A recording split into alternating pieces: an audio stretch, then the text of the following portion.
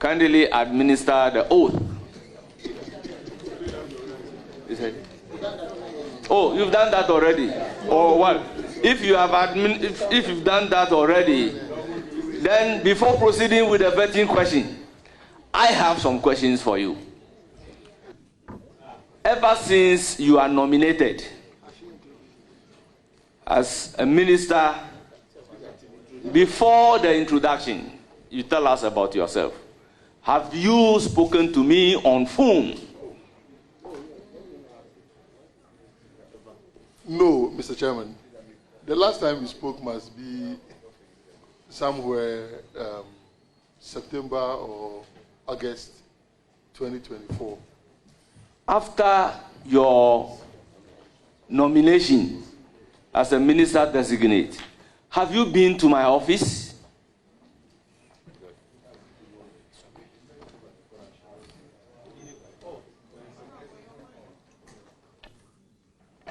No, Mr. Chairman.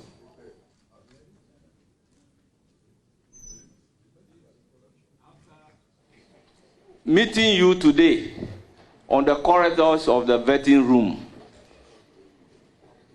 have you set your eyes on me after your nomination, announcement of your nomination as a minister responsible? No, Mr. Chairman. Did I ever call to demand money from you? No, Mr. Chairman. Now, before I give you the floor to tell us about yourself, it's been alleged that we demand monies from the nominees before vetting. Tell the general public whether I, Bernard Ahiafo, or any member of the committee ever demanded money from you before today's sitting.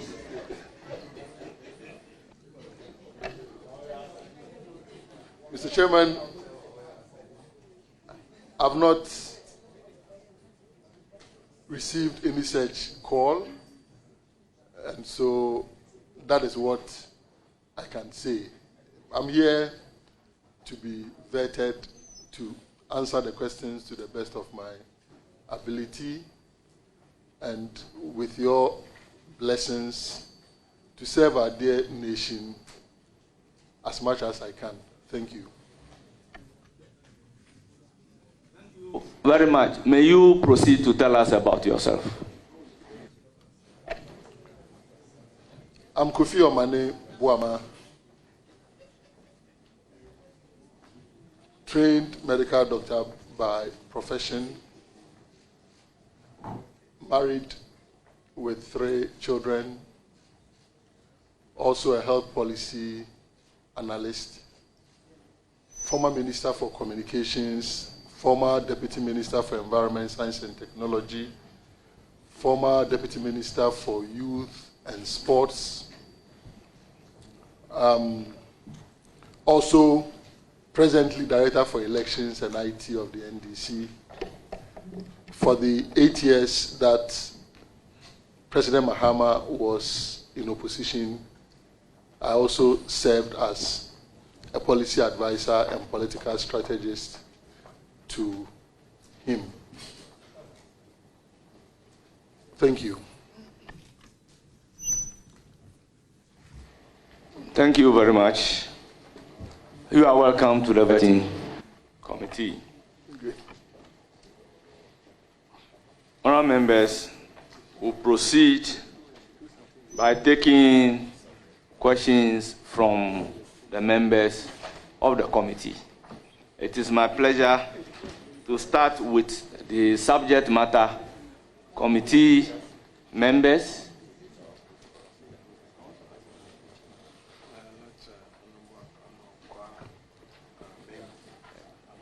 So I give the floor to Honorable Amankwa Menu. Thank you very much, Mr. Chairman. Let me take the opportunity to congratulate Dr. Kofi Omane Boamah for his nomination. And also let me take this opportunity to welcome to this vetting room some past officers of the Ghana Armed Forces. I can see some past CDS and some 7 officers. They are so welcome. Doc, congratulations once again. We all know that Article 210 creates the Ghana Armed Forces. Now, the Ghana Armed Forces is a creature of the 1992 Constitution, charged with the responsibility of defending Ghana. We have men and women who go through sacrifices, and the sacrifices they go through emanate from the kind of training they go through.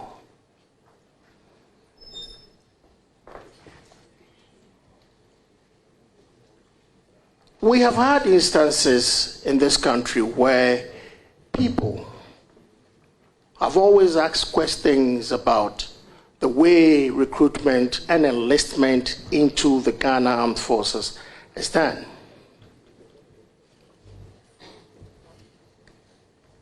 If you are to look at what members go through, members in uniform, soldiers, our men and women in uniform go through. Obviously, if you do not meet a certain criteria, it will be very difficult for you to really do the kind of job they do. As a minister, looking at the fact that the Ghana Armed Forces have a time-tested, laid-down processes, procedure, and the training that they go through, as a minister-designate for the Ministry of Defense, and looking at what the soldiers go through, looking at, the time-tested training or the time-tested procedure, processes and all that they go through. As a minister, would you at any time circumvent this time-tested processes and procedure for enlistment and recruitment into the Ghana Armed Forces for political expediency?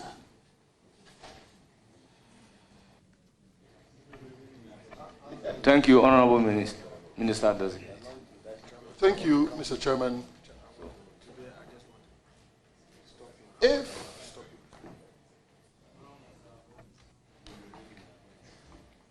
Chairman, in the early days of the vetting process, a need arose for you to be seen as the chair of this committee and none other. Rightly so, you are the chair. I want, for the last time, plead with those who come here as friends of committee, especially from the majority, to allow decorum, what we call decorum, to manifest at this committee.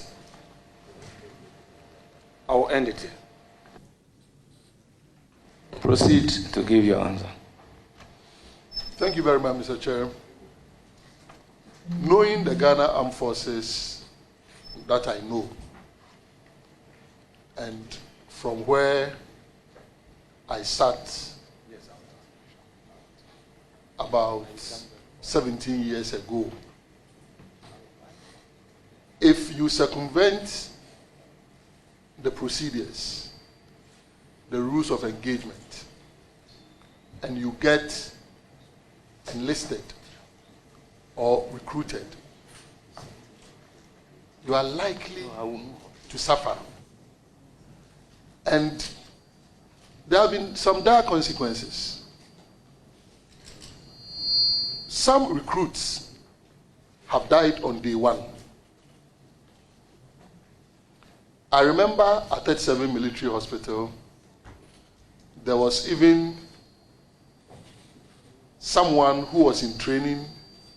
Not that the person was flat-footed, but it was almost there. Severally, the person had to come on admission. If you have a heart condition and the systems are circumvented, and you are enlisted or recruited, you are just jeopardizing your life. And so, looking at it purely from the medical point of view, I'll be the first person to advise you, if you genuinely don't qualify, not to attempt it. Let's face it, I recall 1997, when I visited, the person is still a serving officer, so I don't need to mention the name. When I visited the person at the academy, one of the first things I saw was, abandon all hopes of normal life, all ye enters here. What that means, that at the beginning of the training, you are being asked to abandon all hopes of normal life when you enter the military academy. And it is not easy. If I may add, some people go all the way to the point of being tempted, and they consider and drink water that has been used to soak clothes, because you are thirsty. You are tested to the limits. That is the reality. And so, I will not, and have the assurance that I will not. Thank you, Mr. Chairman. Mr. Chairman, I don't have any follow-up questions. So thank you very much. I'll proceed to give the floor to Honorable Happy. No. You don't have any further? No follow-up. No follow-up, but you have a further question. Please go ahead. Mr. Nominee, we know that the West African sub-region has issues with terrorist activities. And the experts tell us that the movement of these groupings is southwards. If you look at all the countries within the sub-region, most of them, if not most of them, except probably our beautiful country, have tasted the bitter pill of terrorist attack. The Akufo-Addo government, in trying to provide security for this country, adopted two, as it were, two strategies. First of all, to have Operation Conquered Fist, where men were sent to man our borders. And then secondly, for the long-term effect, to build the forward operating bases, FOBs. Most of these FOBs are at various completion stage. And then to also deal with the issues of our waters, because we also had pirates coming in. There was the need to also get long endurance vessels for the Navy to be able to man our waters. I know that one of the vessels is waiting for parliamentary approval. Mr. Nominee, if you are given the approval, what would you do? Would you immediately work very fast to ensure that the FOBs are completed so that soldiers can move in, and then see to the acquisition of these long endurance vessels to enable our men provide the security that we so need in this country? Mr. Chairman, the FOBs are very critical, and they are needed in protecting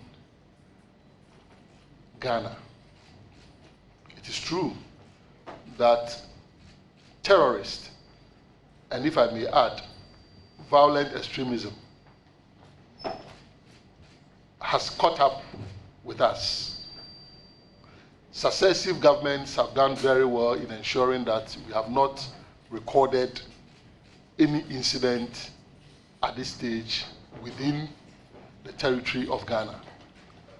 But there is also the strong belief that there are some sleeper cells of some of these groups, which so far our military has been able to contain and sometimes even push them out of the country.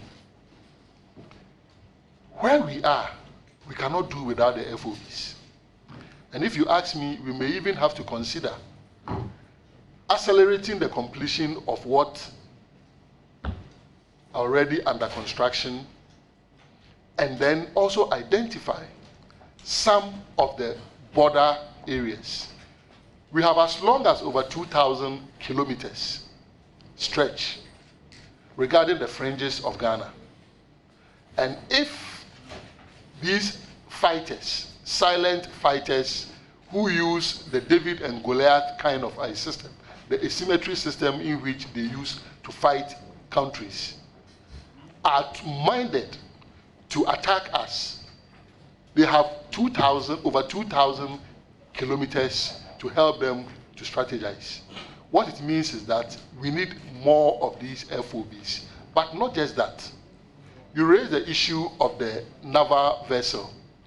It is not just the Navy that has challenges.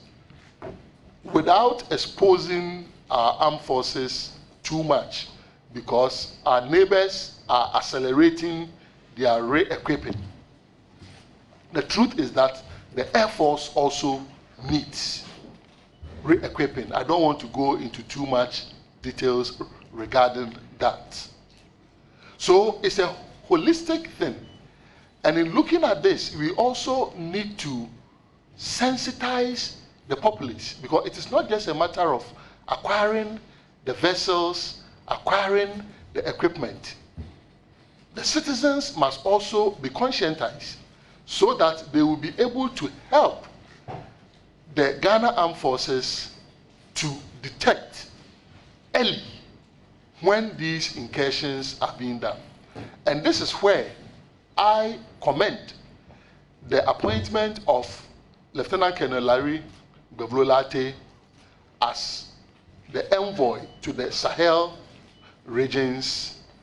Is going to assist to be able to understand, help in early eye detection, assist with defense diplomacy, whilst our Ghana Armed Forces also continue to engage them. And so yes, we will need to complete the FOBs. We will need to consider extending even the FOBs to other parts. It is not just the borders, even the riverine areas.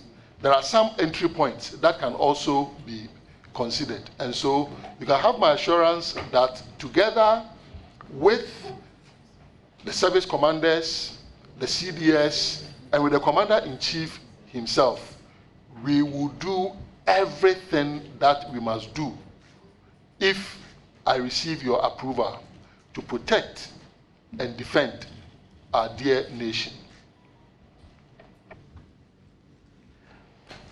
Thank you very much, Mr. Chair. I'll do with my last question. Honorable nominee, the Ghana Armed Forces has been going through some expansion. And one problem bedeviling the Ghana Armed Forces has to do with accommodation. The Akufo-Addo-led government embarked upon the barracks regeneration program, where houses of befitting accommodation were built in all the garrisons in the country. Looking at the housing situation we have, would you, when the approval is given, make conscious effort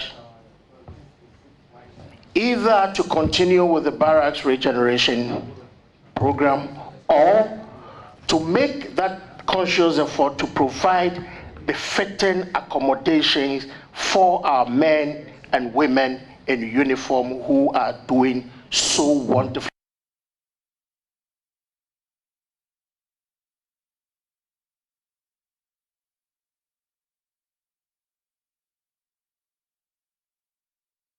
Forward to how well they'll be performing, because they are women. We can see Omane Boamah back. Yes. I'm hoping the connection is better now and we can cross over. We'll be back.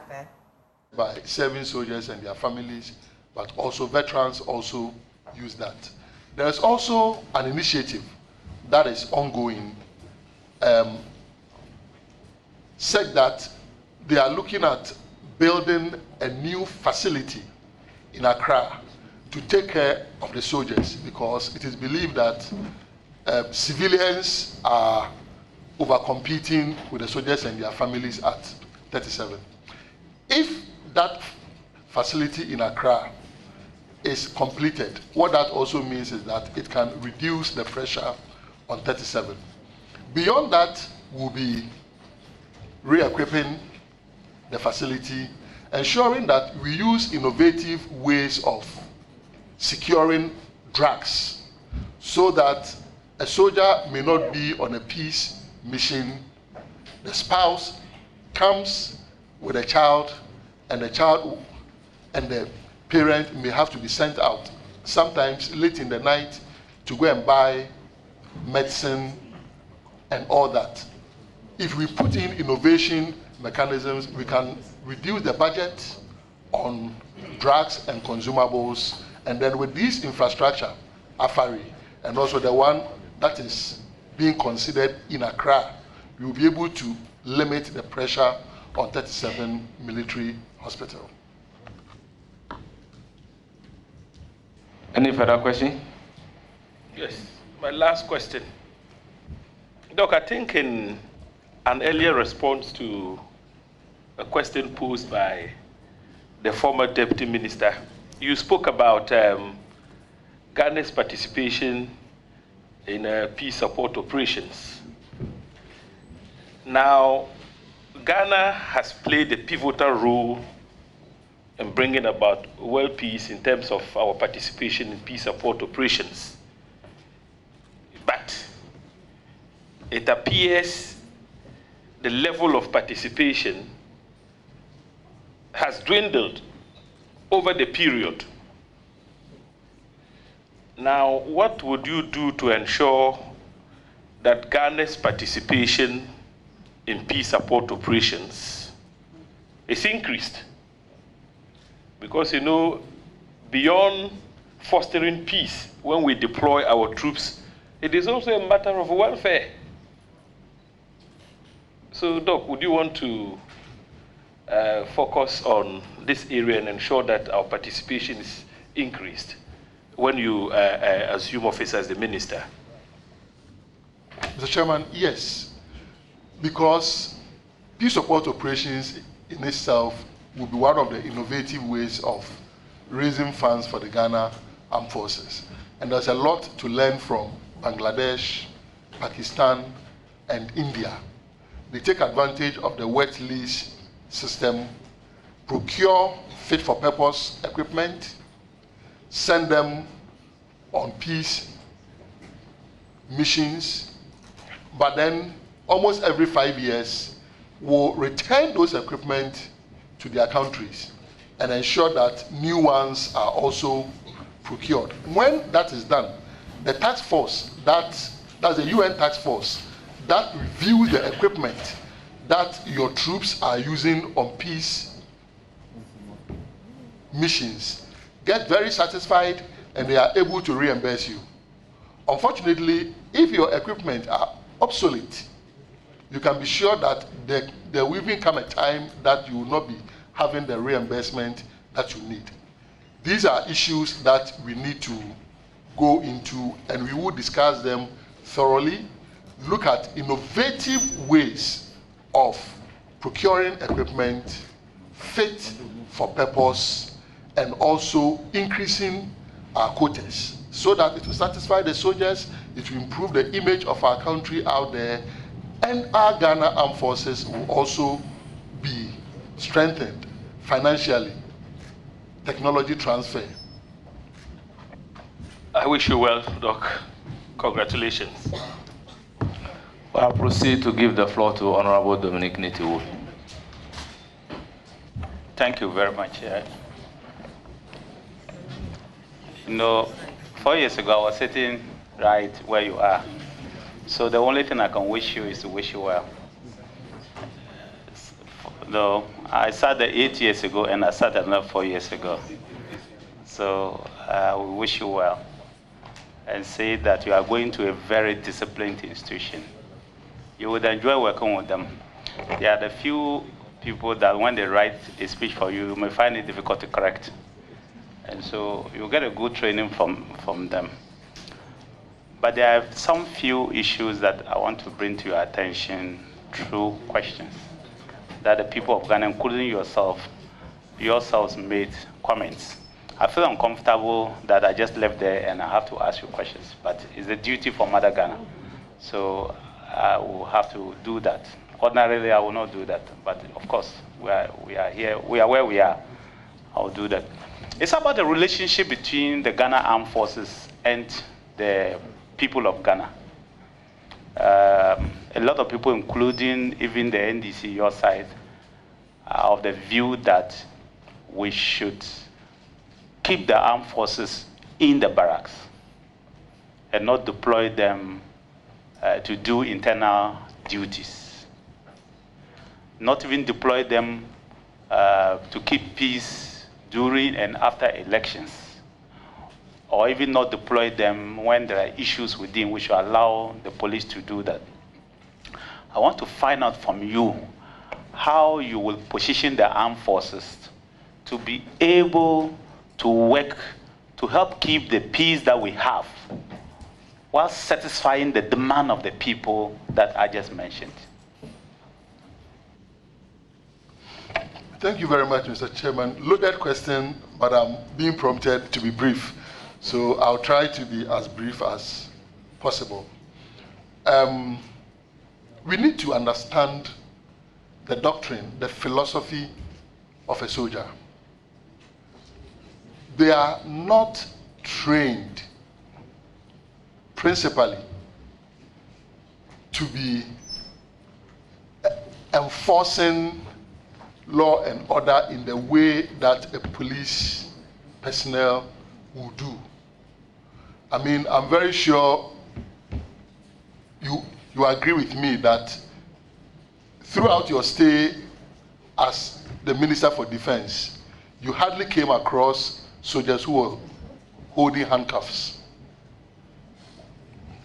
And I'm very sure right here, that is the situation. You will hardly find a soldier who is holding handcuff. It should tell us what their training is when it comes to even arrest.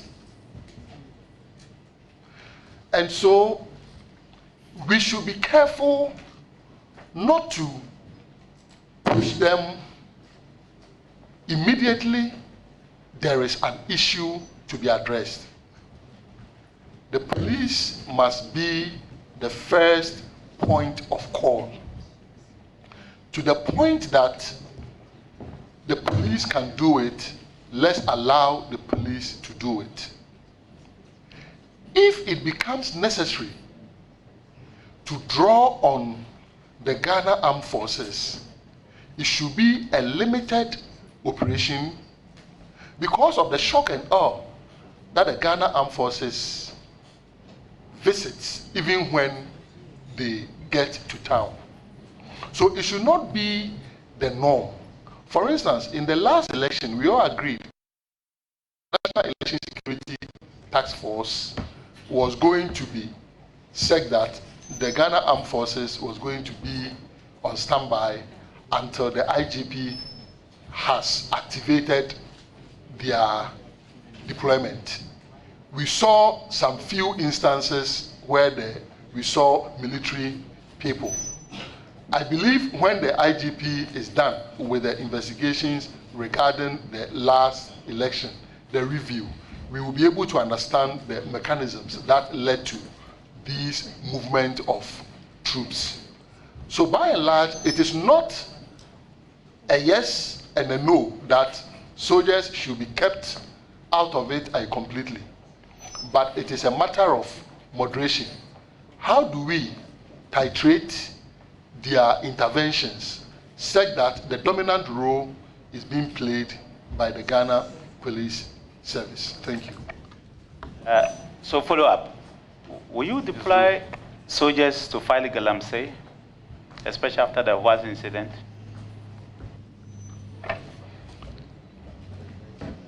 Once again, the fight against Galamsey should not be viewed purely through the lens of soldiers going to fight Galamsey. There are several things to look at. Reclamation, providing alternate livelihood programs, and all. When we are clear to the people that these programs are ongoing and they are going to yield the needed results, you'll be surprised that once you are showing people of alternative livelihood programs, you may be able to reduce the numbers and the police may not be that overwhelmed. But even if it has to get to the point where you have to deploy soldiers, there are several factors to look at.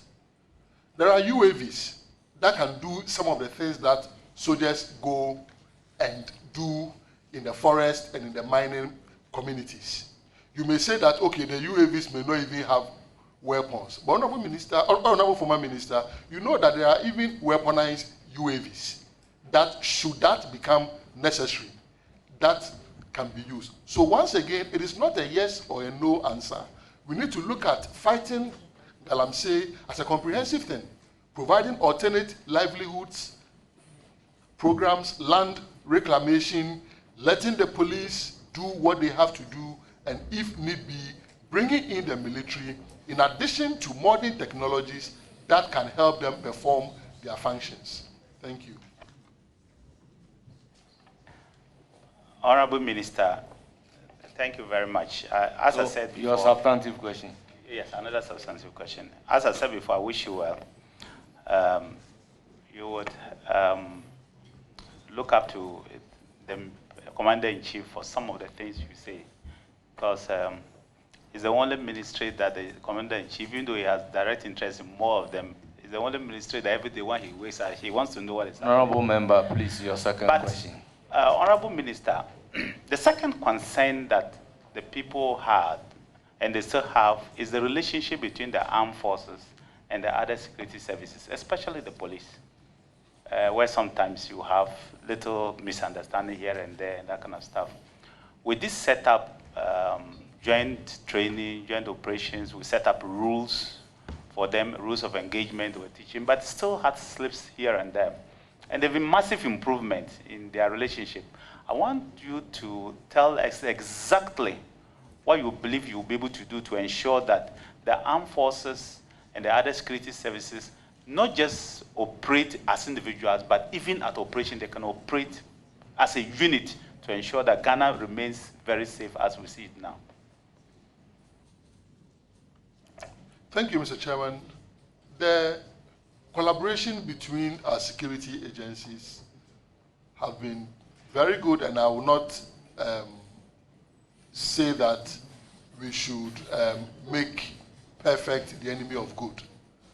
We've had benefits from it, but clearly where we have unexpected outcomes, we will need to address them.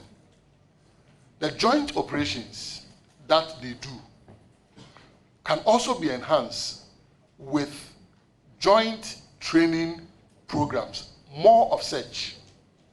And not just joint training programs, they can also have recreation together. Let's have more of that. If they are meeting each other, having physical training, even together sometimes, it brings them together, the bond becomes stronger, limits the level of competition that they may be looking at. And here I want to raise something that may look like a paradox. When you push soldiers to more and more be performing the functions of the police, if you are not careful, you are painting an impression that suggests that the police are incapable of doing what they have to do. That implicitly can generate unnecessary rivalry, which may manifest later as the clashes that we may be seeing. It is important to provide adequate training for the police, adequate training also for soldiers, ensure that where they need to come together, it is not just for operations, but also for recreation, also for physical training. And I believe the more we allow them to interface like this, we will be able to limit the clashes that we see, if not to eliminate them completely. Thank you. Chairman, as a follow-up, will you ever consider deploying soldiers to polling stations in any future elections? Fortunately, the Honorable former Minister for Defense once said he doesn't deploy soldiers. So, Mr. Chairman, I don't even understand his question. Well, Mr. Nominee, will you ever allow the Chief of Defense Staff? It's not last question, it's a follow-up. Will you ever allow you are entitled to one follow-up. But he said he doesn't understand, so I'm giving him. That is his answer. You've won occupy that position. I hear you. And your response Chairman, is that as a minister, you don't do that. So why are you? There's no banter. That is his answer. Mr. Chairman, thank you. I don't want to banter with you. Yeah, just all I wanted to find out from you, still the follow-up, he says you allow me. So the follow-up is whether you would advise the Chief of Defense Staff, who normally would deploy on behalf of the Commander-in-Chief, soldiers to a polling station in the future elections. Thank you very much, Mr. Chairman. Under normal circumstances, it's a no, no, no, no, no. But you see, in doing risk analysis, you cannot sit here and jump to that conclusion. What if terrorists have attacked a polling station? What do you do? So it will be based on the risk assessment and the advice that will be given. And this is why the National Election Security Task Force, with the help of Parliament, must be given strong legal backing. So that the rules of engagement, very, very clear, delineated, actions to be taken, and who gives the command and who should not give the command. So once we get all these ironed out, I believe that it will not even be me providing that advice, because on the day of election, I'm likely to be somewhere campaigning or ensuring that people are voting. And that is why I should not be the person who is even at that point giving a policy direction that soldiers should go to the polling station. Once we get a National Election Security Task Force clearly before us, and Parliament has a good bite at it, very deep bite at it, I believe that we will be able to address most of these challenges that we have had with the use of the military. Mr. Chairman, your last question. Yes, last question. Mr. Chairman, first of all, the nominee has assured this House that he would follow the laid down requirements of the Ghana Armed Forces when it comes to recruitment and enlistment into the armed forces, so that we can keep the sanity within the armed forces. So I want to thank him for that, and I would hold him through the committee, whoever will be the chair of the committee on government assurance, we will hold you responsible for that statement, because we'll follow to ensure that it has happened. But there is a constitutional with it. There is a constitutional. If you don't follow, it's your own job. Because you were supposed to keep me in check. If you didn't keep me in check, that's your own cup of tea. But Mr. Chairman, please address the chair. Thank you, Mr. Chairman. Mr. Chairman, there is a constitutional provision I want you to give meaning to and to ensure that it happens. And that constitutional provision is regional balance. I didn't say tribal balance. I said regional balance. I want to find out from you how you would ensure that in the enlistment and in the recruitment of the men and women into the armed forces, and by stretch all security agencies, there is regional balance.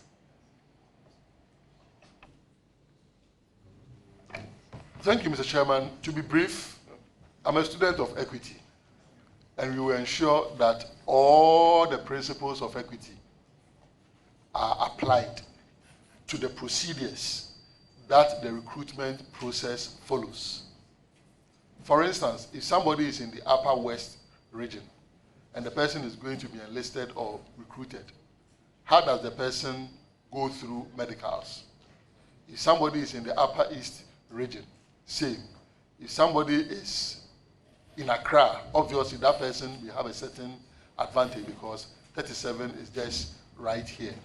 And so we will look at all the equity principles and ensure that regional balance is attained.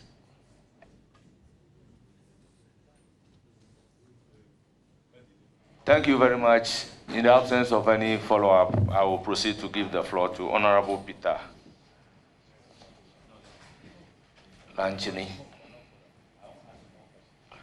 Honourable members, let me place on record that he is the fourth person to ask the question, and I've admitted questions from them in line with Standing Order 2172, which allows chairperson, ranking members, and 2 other members of the relevant subject matter standing or select committee persons nominated by persons to join the appointment committee in vetting persons nominated by the president. So they are the subject matter committee members. You may proceed to ask your question. Thank you very much, Mr. Chairman. Minister-designate, congratulations. You know as well as I do that when you are dealing with military, you are dealing with precision. And I do not doubt your meticulous nature and the fact that you must be trusted by the state. So once again, I say congratulations for this nomination. The Ghana Armed Forces has a very impressive image across the world. If this committee gives you the nod, and you are finally sworn in as a Minister of Defense, you will love to protect this impressive image. How are you going to deal with impersonations in the system?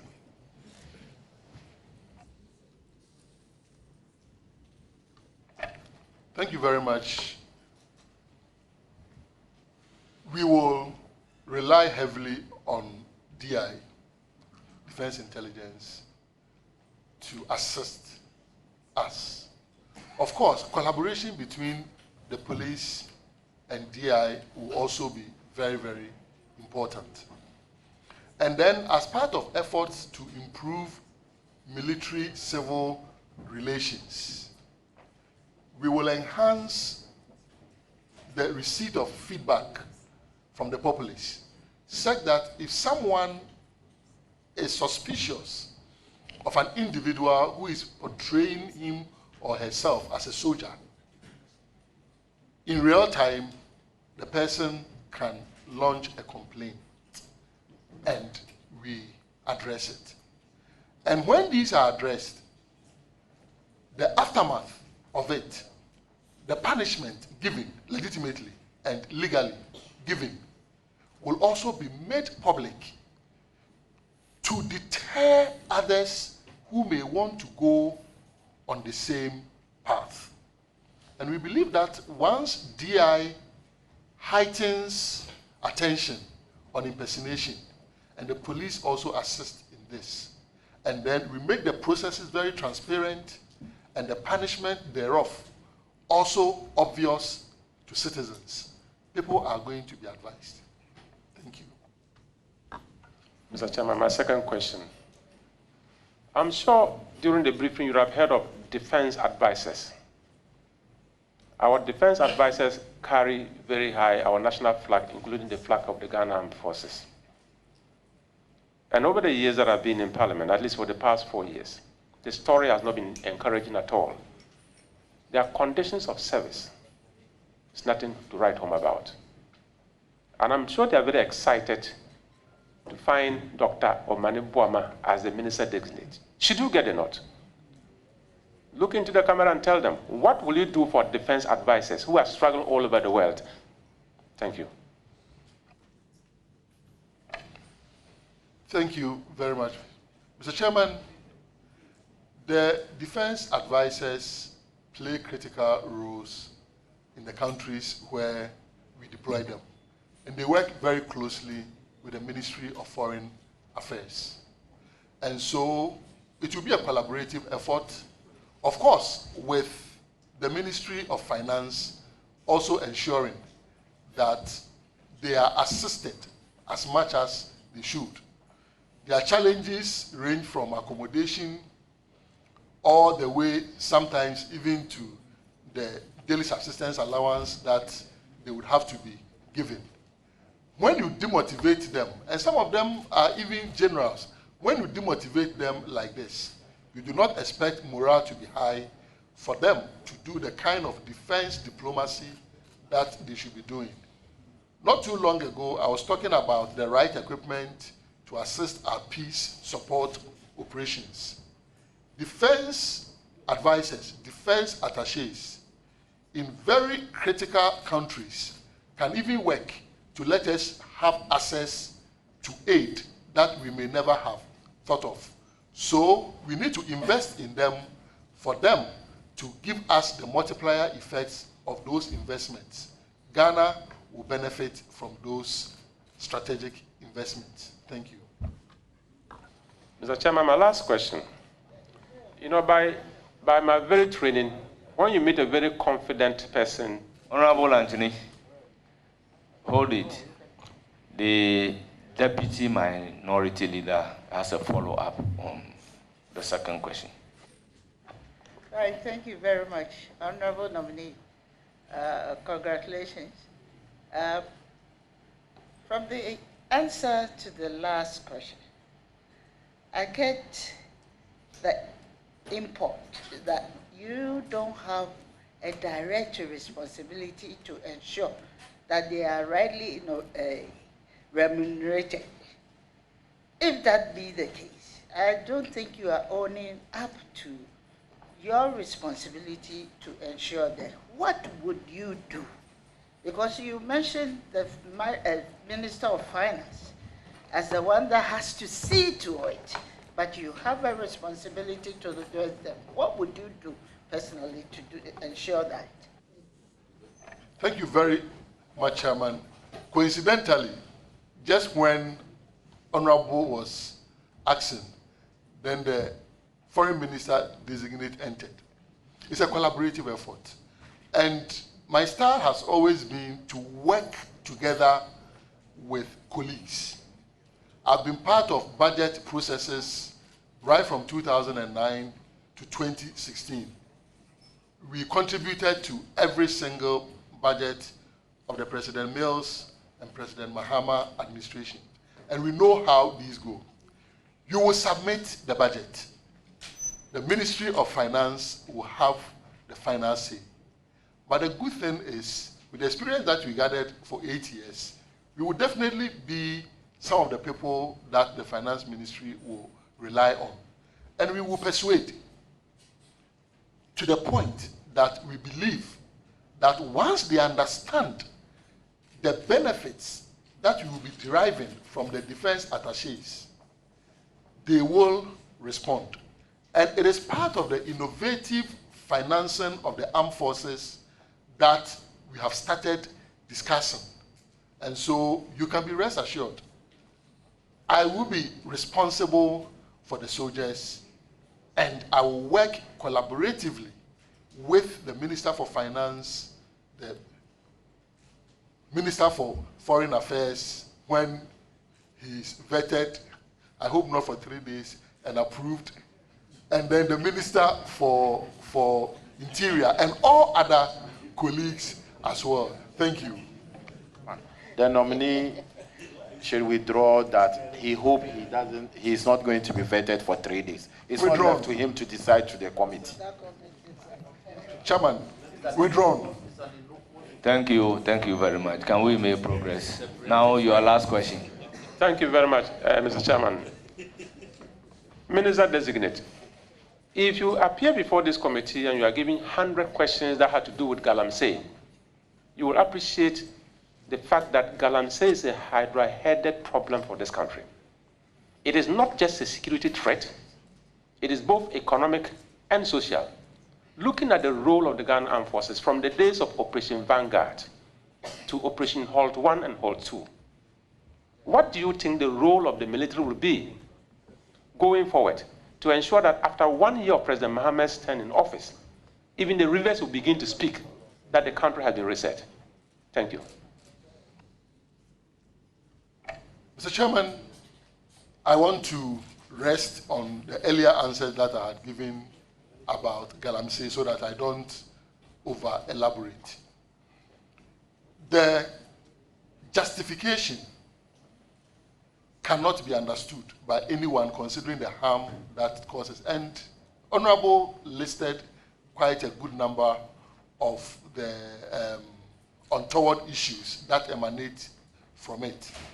What sometimes we don't even avert our minds to is that for people to elect to engage in that activity, sometimes they have to take hard substances and all. So that can also have its own societal effects. That is why the idea of simultaneously providing alternate livelihoods, reclaiming lands, planting on those lands when they have been reclaimed, and there are soil scientists and technologies that can help heal some of these destroyed soils. Even placing factories in some strategic locations to process some of the produce will begin to give a new face to the fight against Galamsey. As we do this, obviously, law enforcement agencies will work together, the police, the military, to ensure that the laws are enforced. And that is why I said we need to also look at not just physical incursion of military personnel, but also using unmanned aerial vehicles. And some of them can even be weaponized to take care of this, because human beings, sometimes if they stay on these operations for a long time, get compromised. But if you dispatch a UAV, a drone, to go on surveillance and send you the exact picture of what is happening, who is going to bribe the drone? Unless maybe the one who is operating it. And the digital footprints of that drone and the operations can also be known. Should it get to the point where weapons would have to be used, as I have said, some of these UAVs can even be weaponized, but that should be the last resort. We need to quickly and aggressively get to the point where we get the people to understand that it's a no, no, no. The environmental and the socio-economic consequences are just too much. And I believe that with the self-purifying nature of water bodies, when we are able to do this with your blessings, within a matter of 1 year, we should begin to see positive outcomes from these interventions. It will be a collaborative effort. Thank you. Mr. Chairman, I'm so grateful. Thank you very much, nominee. I wish you well. Thank you very much, honorable members. Using the same standing order 2177, combining it with order 6, I will recognize leadership of the minority to ask a question. 77 reads, a member of the leadership of the House is entitled to participate in the proceedings of the committee during the consideration of nominees for appointment.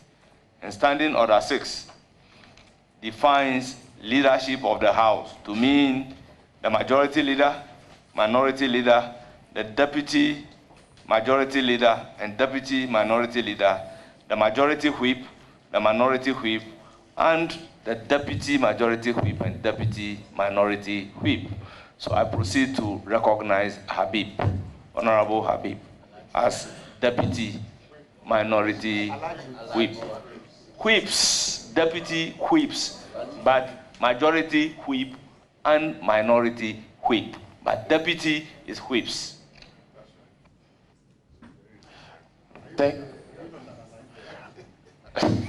Road Minister, I won't be invited to the debate. My question is, in your party manifesto, you promised to increase the daily allowances of soldiers to the UN.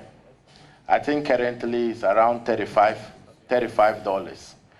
So what should the soldiers in Lebanon and Sudan expect?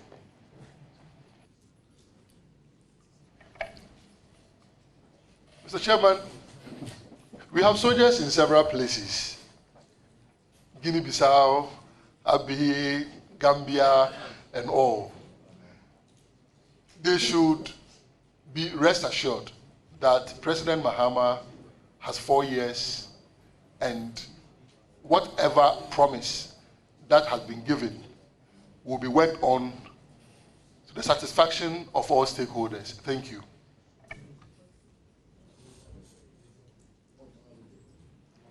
Honorable Habib, do you have a further question? Okay, Chairman, the nominee's introduction, when you asked of his self-introduction, he said he is the Director of Elections and IT of the NDC. My question is on the Electoral Commission. The Electoral Commission that declared President Mahama and declared the 275 members of Parliament. Have you 275? One is not declared yet. 275. Mr. Chairman, my question is, have you ever described the EC as criminals, incompetent, and biased? And if yes, why?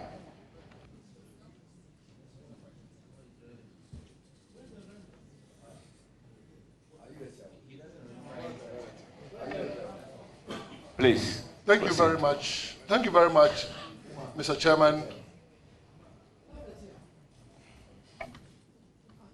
Thank you very much, Mr. Chairman. Yes.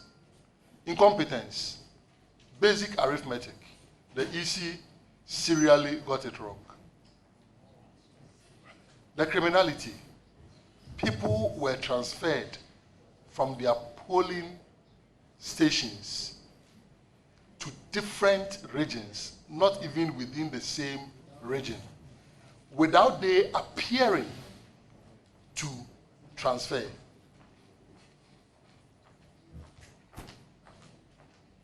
Bias.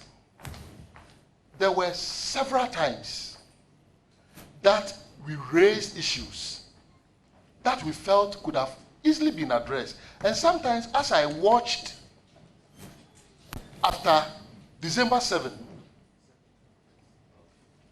people struggling over seats, I said, look, if the Electoral Commission had listened to us and had dealt with the free pink sheets that were floating, we may not have had these issues on our hands. But obviously, the EC would not even listen to us. As we speak, we requested for a forensic audit of the voters' register and the IT system of the Electoral Commission. They never agreed. So incompetence, basic arithmetic, they were getting it wrong. The criminal aspect, to transfer people from their polling stations to different places in a different region. And when we brought this out and we asked them, they said, oh, we had not activated the liveliness test. So you knew you could activate the liveliness test. And they said, oh, it was because at the time that the procurement was done, the liveliness test was not that mature. But if they could activate it just when we identified and put out the information, what stopped them from doing that? And so, trust me, I have very good friends in there, but whenever we had to do our job to ensure that the right expressions were used, we did it. But the beauty is that it was never personal. Beyond doing our jobs, we continued very good, friendly relations. In fact, sometimes it pains me that when our General Secretary petitioned Parliament earlier, I think somewhere April 2024. Parliament did not take the necessary steps to investigate the Electoral Commission. If that had been done, we all may not have gotten to that point. But it looks like the malaise is when you are in government, you act as if the Electoral Commission is anachronistic and sacrosanct. I pray and hope that my party in government will not suffer that same disease. Thank you very much, Mr. Chairman. Thank you. Any further question? Chairman, I have a follow-up to this. Doctor, how will you describe a beneficiary of a criminal, incompetent, and a biased institution? Your question is unclear because I decided to provide reasons for each of them. Incompetence.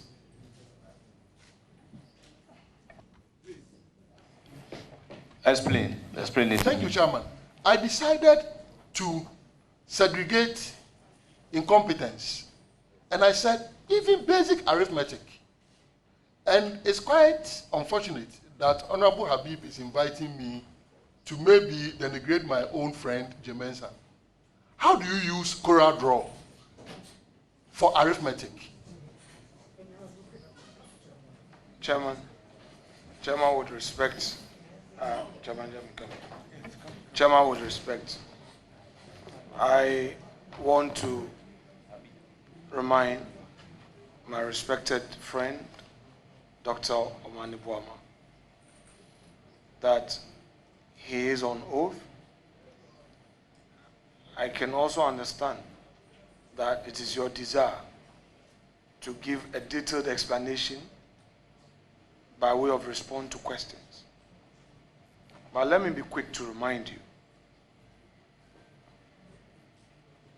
You have a duty in answering to be mindful of the third party who may suffer certain consequences of your response, which at this material moment may not have an opportunity to defend himself or herself. Suffice to state that in a political statement, one may choose to be very loose. But here, in an attempt to defend a political statement, let's be careful. I know a number of our MPP folks who this morning joined this table to say that Dr. Omane Boamah is our brother. He's our brother. And they expect a certain posture from their own caucus. If that is to be expected, then something must give. Honorable Ranking Member, thank you very much. I believe this caution should not go only to the nominee before us. The questioners must also be circumspect in asking the question. So if you ask a question, the nominee has provided the answer, and you push for a follow-up question, I would allow the nominee to give a follow-up answer. So I was even drawing the questioner's attention to the fact that be careful where you are going off camera, but you didn't take a cue. So proceed to ask your last question. Chairman, I take you from what my leader have said, but I don't think my question was out of place. If a nominee have described an institution that nature, and I want to find out why he described it as such, I don't think I was out of place.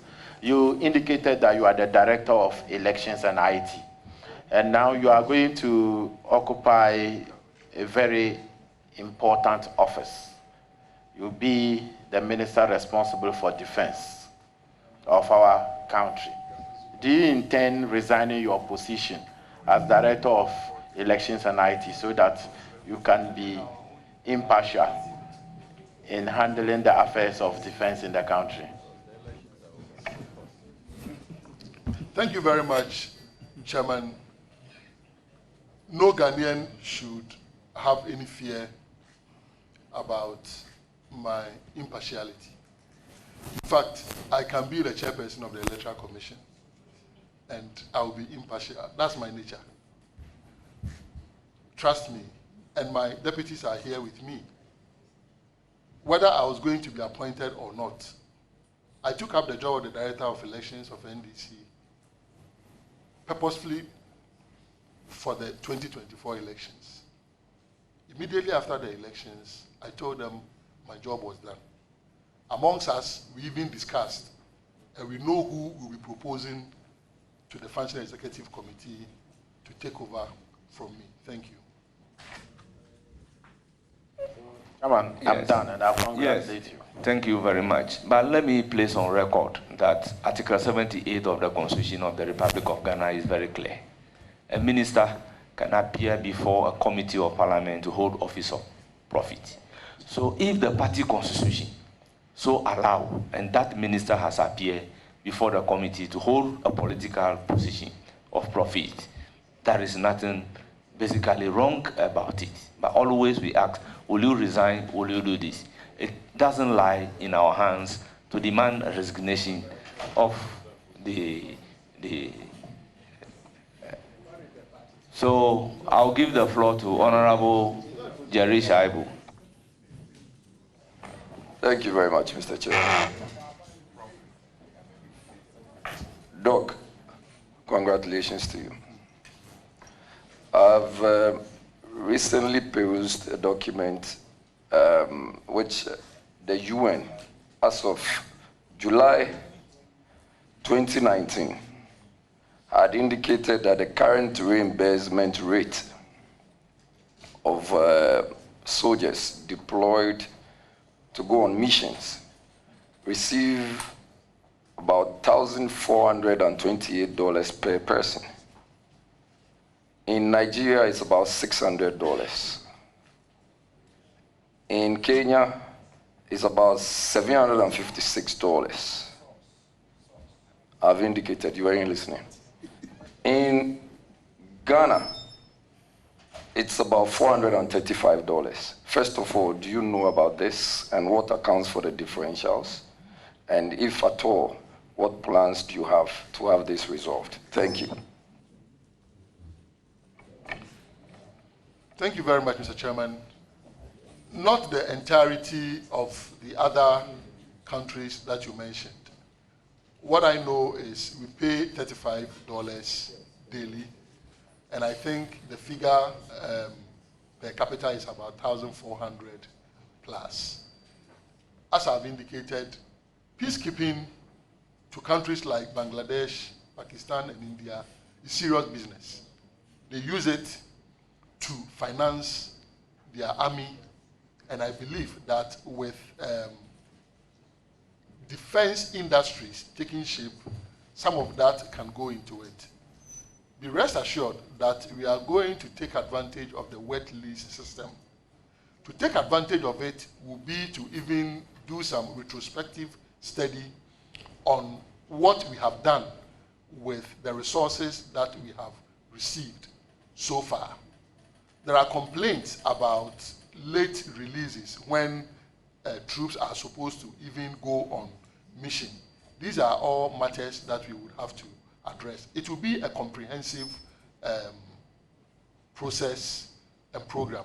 And I believe with your endorsement, if I become the Minister for Defense, I'll come back to Parliament to brief you details about where we are. Even regarding equipment, as I alluded to, the Ghana Armed Forces can benefit from equipment. Ghana Armed Forces in Ghana can benefit from the equipment that we procure through the wet lease system.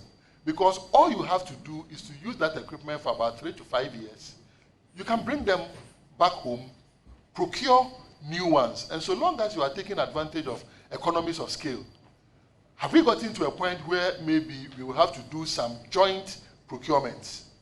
The police procures. Army, that's same. Isn't it possible for us to take advantage of economies of scale?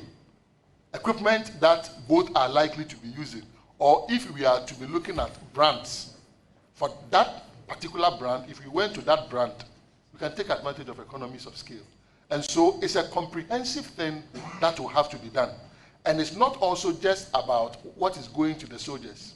If we are able to reduce the amount that we spend on maintenance, and it will be a paradox that if you do the maintenance more frequently, you are likely to spend less in the long run than to allow the equipment to get to terrible states before you say that maybe you are going to ensure that maintenance is done.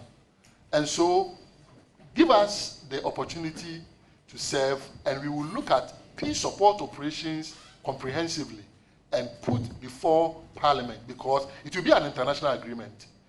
New ways that we can take advantage of the PSO program to generate the needed income for our nation, to motivate our troops, and also to equip our country for us to be able to protect our territorial integrity.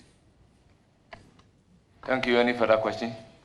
Yes, Mr. Chair, no follow-up or further question on this. So the military seeks to go through some very regimental training and activities.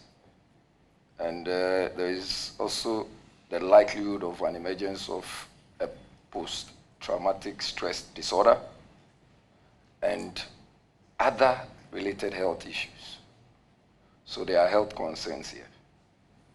As a medical practitioner, do you have any plans, ideas as to how to help them not go through all this stress and health challenges? Thank you.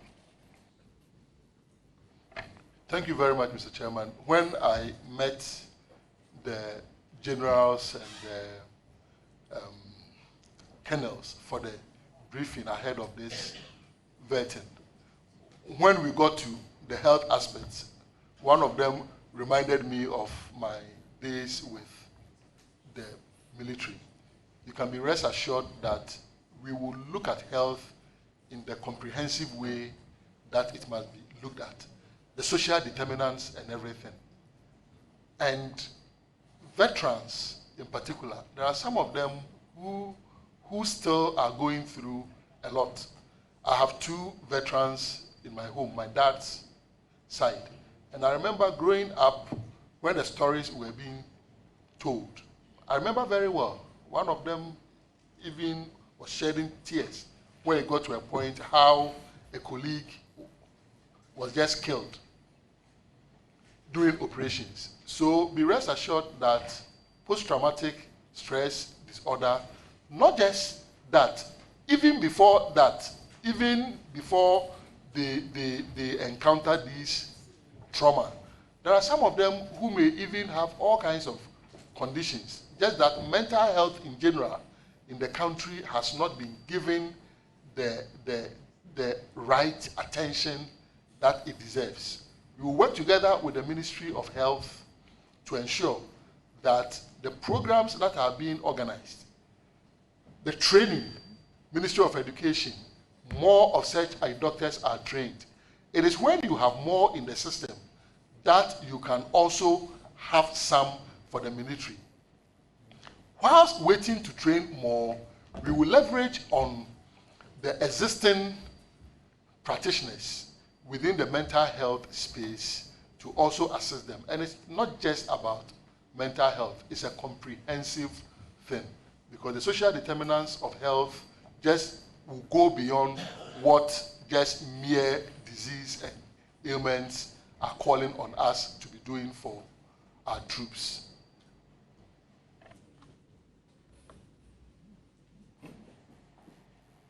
Another question? That's so, Mr. Chair.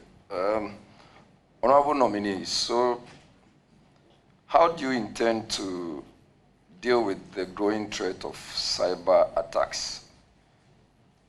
And what steps are you going to take to enhance Ghana's cyber defense, especially in the light of our own situation, that in the very recent times, I've seen that what we used to have as the domain name, the official domain name of the presidency, has now been changed from presidency.gov.gh to johnmahama.org.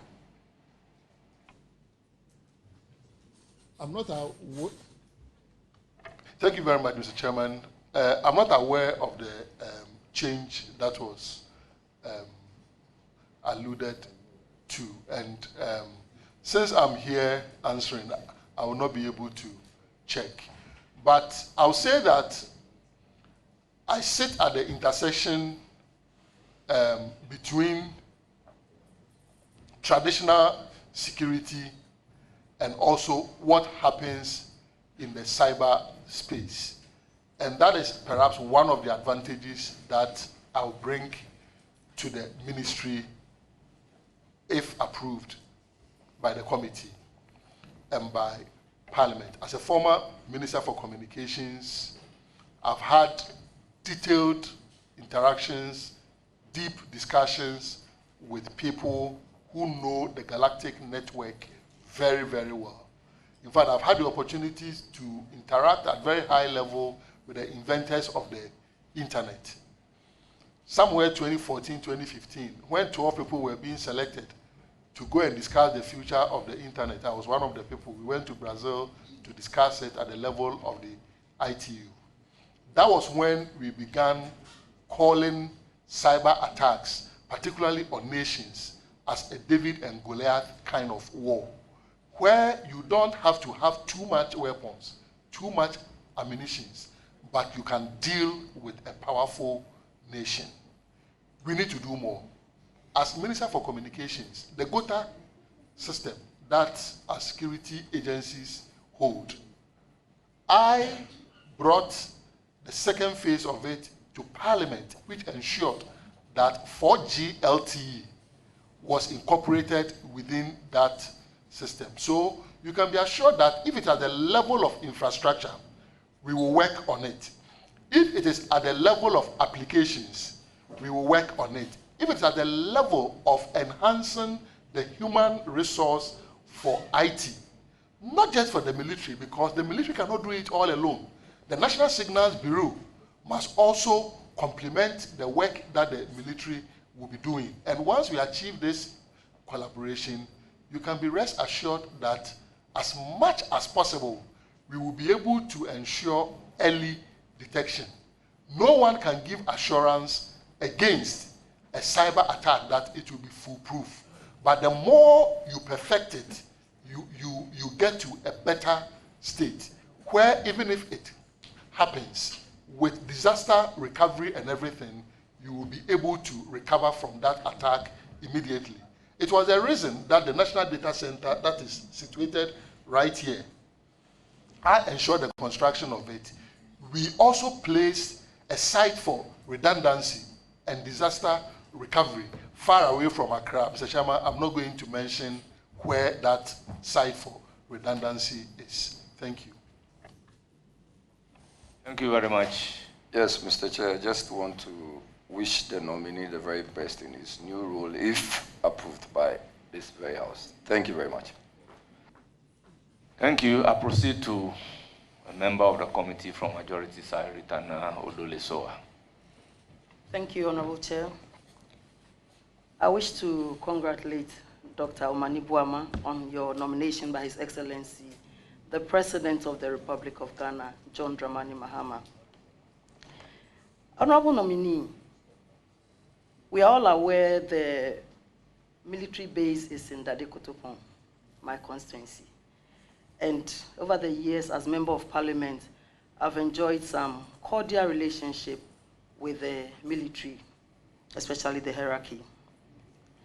But one issue I'd want to raise, during my first term in Parliament, the people of Dadekotopon were seeking to get back some of their land.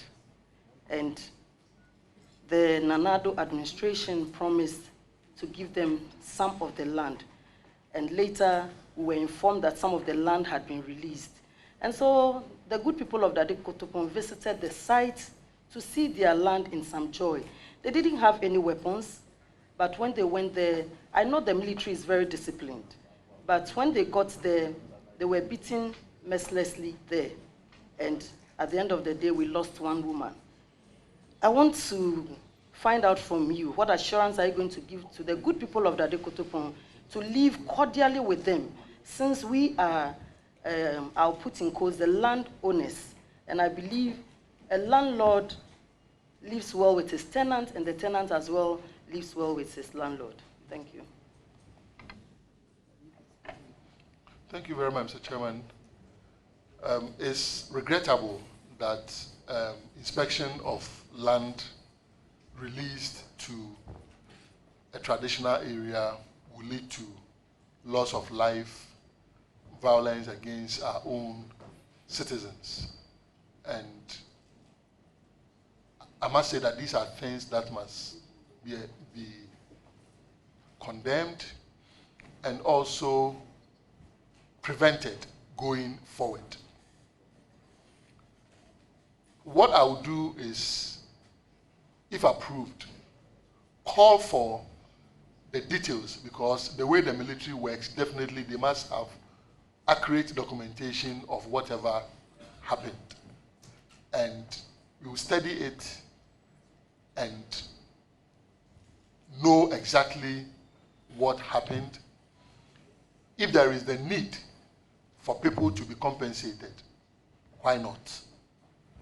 Because it is unacceptable if it is the case that the land had been released and they were only going to inspect land that had been released to them, then it must be seen as something that should not have happened. I'm not seized with the full facts. When the documents become available, I'll study them, I'll involve the Attorney General's department and ensure that the right thing is done. Thank you. Thank you very much. You have a further question? Yes. Please do. Thank you so much, Chairman. Honorable Dr. Omane Boamah, I'm reliably informed by some widows of officers that when their husbands pass on, they are supposed to receive some benefits. And these benefits take between 1, 2, 3 years. And it takes so much time for them to receive these benefits. What are you going to do to help our women, the widows, because they are in pain and they'll need these, benefits to sort themselves out? Thank you. Mr. Chairman, we need to expedite the processes. And in fact, maybe for good reason, it's not even spouses of deceased officers and other ranks, if this is the situation. Even when people retire, sometimes it takes a long time for them to have their gratuity. And I'm told it's because the calculations are based on actuals.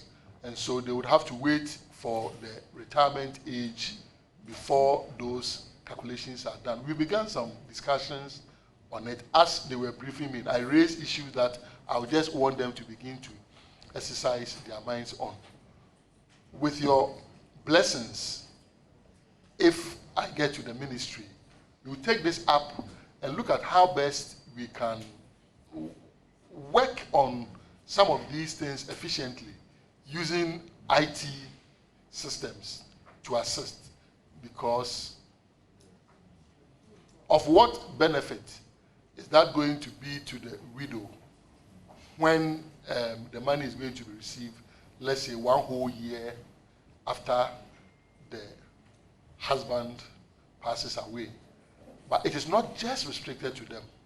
There's even a story of a former CDS calling after about 6 months of leaving office to remind them of his gratuity. And it is something that we intend to work on to ensure that the processes are hastened. Thank you. Thank you very much. Any further question? Thank you, Chairman. I wish to congratulate Honorable Dr. Omane Boamah, and I wish you God's blessing.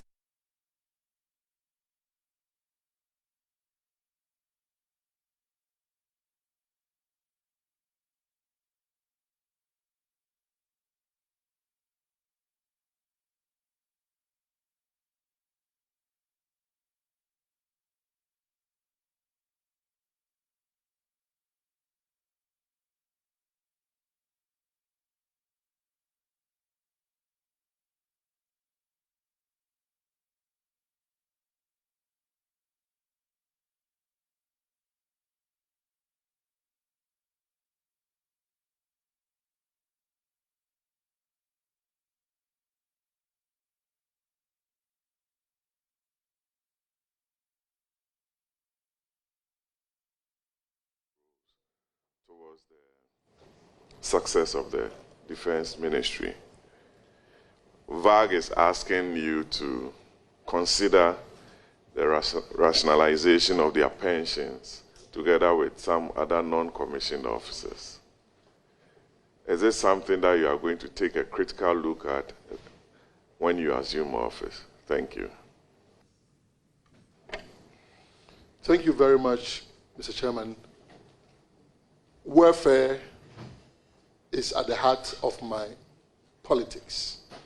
And so anything that will benefit the people is dear to my heart. I'll definitely take it up, discuss it thoroughly with the Finance Ministry, and we will situate it within the context of the financial challenges that we have. But you can be rest assured that we can even have innovative ways of ensuring inflows, new and additional inflows, so that we can take care of them very well. Not always inputs coming from only government, but to diversify the other sources where we can have inflows from, just to make sure that they have decent livelihoods. Because in fact, most of these people did not benefit from the kind of tiered pension system that we are having today. And there are deplorable situations in which they find themselves. And it is even also the reason why it is not just about money that people are going to receive, but also even healthcare. You can imagine somebody in Koforidua having to come all the way to 37 Military Hospital for surgery.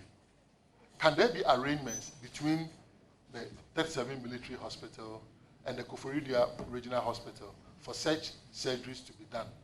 And then offsets are ensured, just to give our veterans the kind of dignity and appreciation that we have for the service that they rendered our nation. Thank you. Thank you. I know for some time, Chairman, this is just a follow-up, that some of the civil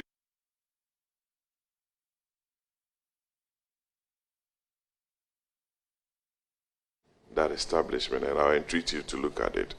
Chairman, my second question. I'll go to my second question. You are the second medical doctor to be assuming... You are no longer asking a supplementary question. No. Because you say civilian employees have not received their pay slip. Since when? You just left power. Chairman, stop babysitting the nominee. Let me ask my question. This is babysitting from the chairman. Second medical doctor to assume the chair as Minister for Defense after Dr. Kwame Adokufo, who was the president of the Medical Council, Ghana Medical Association. He built the Defense Ministry under his tenure. I know a lot has also been done by previous administrations. The military is an institution where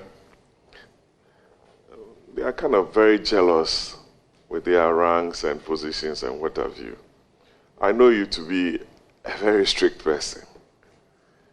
But the military too, they don't compromise. You are going to be a member of the Armed Forces Council. The CDS's role is defined in the Constitution under Article 213 or so, thereabout. How sure are you, looking at your nature, are you going to be able to work with these officers who don't joke with their ranks, their positions, having been able to serve for over 20, 30 years, have risen to this level? And they say, Kofi Omane Boamah, this young man is coming to tell us to do this, like Nitiwul, excuse my language, was also brought here as a young man to do. You know what I'm talking about. They need your assurance and cooperation, and they want to hear from you. I'm sure they are all watching you across the country and also abroad. So they want to know who Dr. Kofi Omane Boamah is, their new Minister of Defense. Thank you very much, Mr. Chairman. Some of them are here. The service commanders are here. And that should be an indication of how even the collaboration has. Some is also here. And so we will continue to engage in wide consultation. In fact, I'm not trained a military person. So all that I've said here, I credit them with this knowledge. And you'll be amazed the plethora of briefs that they have sent and the quality of the language. You'll be amazed. The good thing is that I've been with them before. I was with some generals when they were lieutenant colonels. And they risen all the way to that point. So be rest assured, medicine has a way of letting you fit in many situations, letting you face many challenges. And the same way that I treated them and their families with respect, with dignity, and with professionalism, whilst at 37 Military Hospital, they can be rest assured that when I was living 16, 17 years ago, I'm coming back even to do it bigger and better. Thank you. Chairman, I don't have a follow-up on that, but I'll go to my last question. I was reading about the top 5 military trends in 2024. It included artificial intelligence, advanced defense equipment, Internet of Military Things, robotics and autonomy system, and big data analytics. Looking at our armed forces, which of these new trends fits into our armed forces? And I know you've been talking about modernizing our army. And I don't want to sit here to talk about our equipment base or whatever. We're sent to Akosombo with all the security personnel, and we're run through what we have. All the former security coordinators, defense officers, they were all there. We know our strength. But looking at where we sit today and what I just mentioned, what are you going to do to improve the area of technology to enable our armed forces meet the current trends in military and defense strategies? Thank you, and I wish you the very best, Kofi. Thank you very much. I proceed to give the floor to Honorable Rocks. Oh, very well, very well. Yes. Is that a question? Mr. Chairman, to be very brief, modernization of the military is something that will be on the front burner. Whilst we pursue that, we will also not fall into the trap of, if we are not having the sophistication that is needed, it means we are paralyzed. So we shall optimize what we have. And I must say, it's very limited if you are to look at the trends, what our neighbors are doing, and the fact that we have assets in our land borders, the sea borders, and all. For instance, as I sit here, when I think of the Kita and the Volta basins, they stretch or seem to be stretching to other countries. These are matters that may even bring border disputes and all. So modernization is critical. We will not look at the modernization just within the context of equipment and technologies, but even modernization, the human resource and accommodation and everything, because it is when we look at it holistically that we will be able to have more from less. Our budget is limited. We are in a very difficult economic situation, and that is why when I met them, I said we need to innovate. We need to look at even how we can projectize some of our projects to tap into climate funds, so that if we can show that we have this carbon credit to trade, we will be able to have some funds to finance the military. So all these will be on board. In talking about Galamsey, I made mention of the UAVs, some of them which can even be weaponized.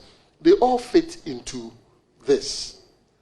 But I will say that let's not let technology paralyze our military, because the force that we have, the expertise that they have, respected across the globe, there is so much that they are doing with the little that they have. I know they don't have the platforms to be able to fight some of the battles that they must engage in. But even there, you talk to them, and as ways of making up for the deficits, they sometimes even place naval officers on commercial vessels just so they can be able to protect some of these vessels and protect also our territorial integrity. So there are people who innovate a lot. There are people who, when supported, they will be able to do more for us. And so we will put all the balls in the air and ensure that our army is strengthened to be able to aggressively and timeously face any external aggressors. And if they also have to assist within our territory in ensuring law and order, they will do it professionally. Thank you. Thank you very much. I will proceed to recognize Alassane Umar. Please be brief. Thank you, Chairman. Dr. Omane Boamah, congratulations. I've known you for quite a while, and I worked with you to beautify Ghana and attracting companies, which are the BPO, business processing. The question, yes, Chairman, indulge me to thank him. We had an issue, and the issue was to build the Accra Digital City. The minister was anonymous, helped me when the police came after me. Yes, it even ended in court, just to make Ghana work. After putting up a very nice, converting warehouses into grade A facility opposite Awodome Cemetery. Yes. Honorable Omar, I hope after your story there will be no question. The story, it ends with a question. I know Minister to be very detailed and is going to perform, is going to help the military, and he's going to reform, bring a lot of reform to the sector. Minister, I have just received this from Defense Civilian Staff of Ghana Armed Forces. Accordingly, they have expressed long-standing concerns about the removal of their risk allowances during the implementation of the single spine salary structure. All efforts with this government or authorities have failed. They want me to ask you, what will you help them to get it fixed? Thank you. So it is not your question, but their question.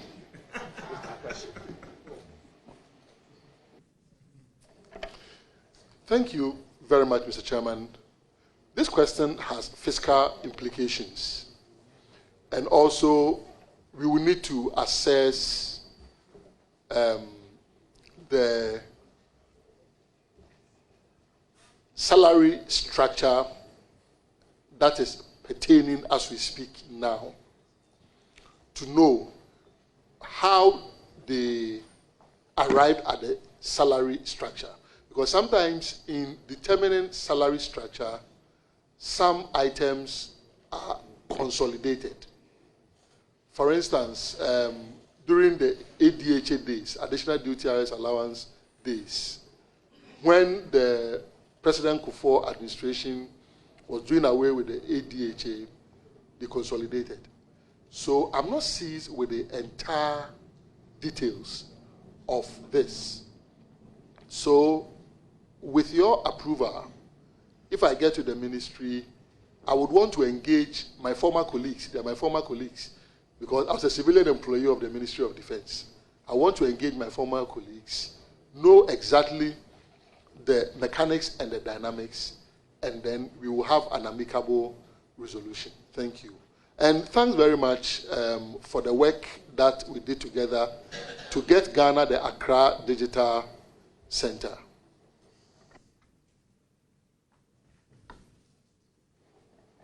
So please ask your last question.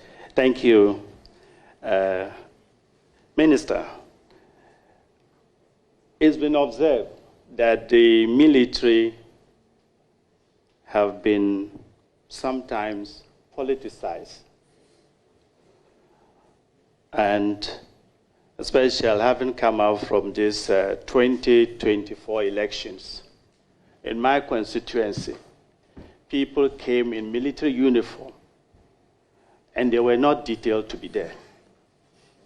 The question I want to ask is, how will you enforce discipline and stop this politicization of our military? Thank you.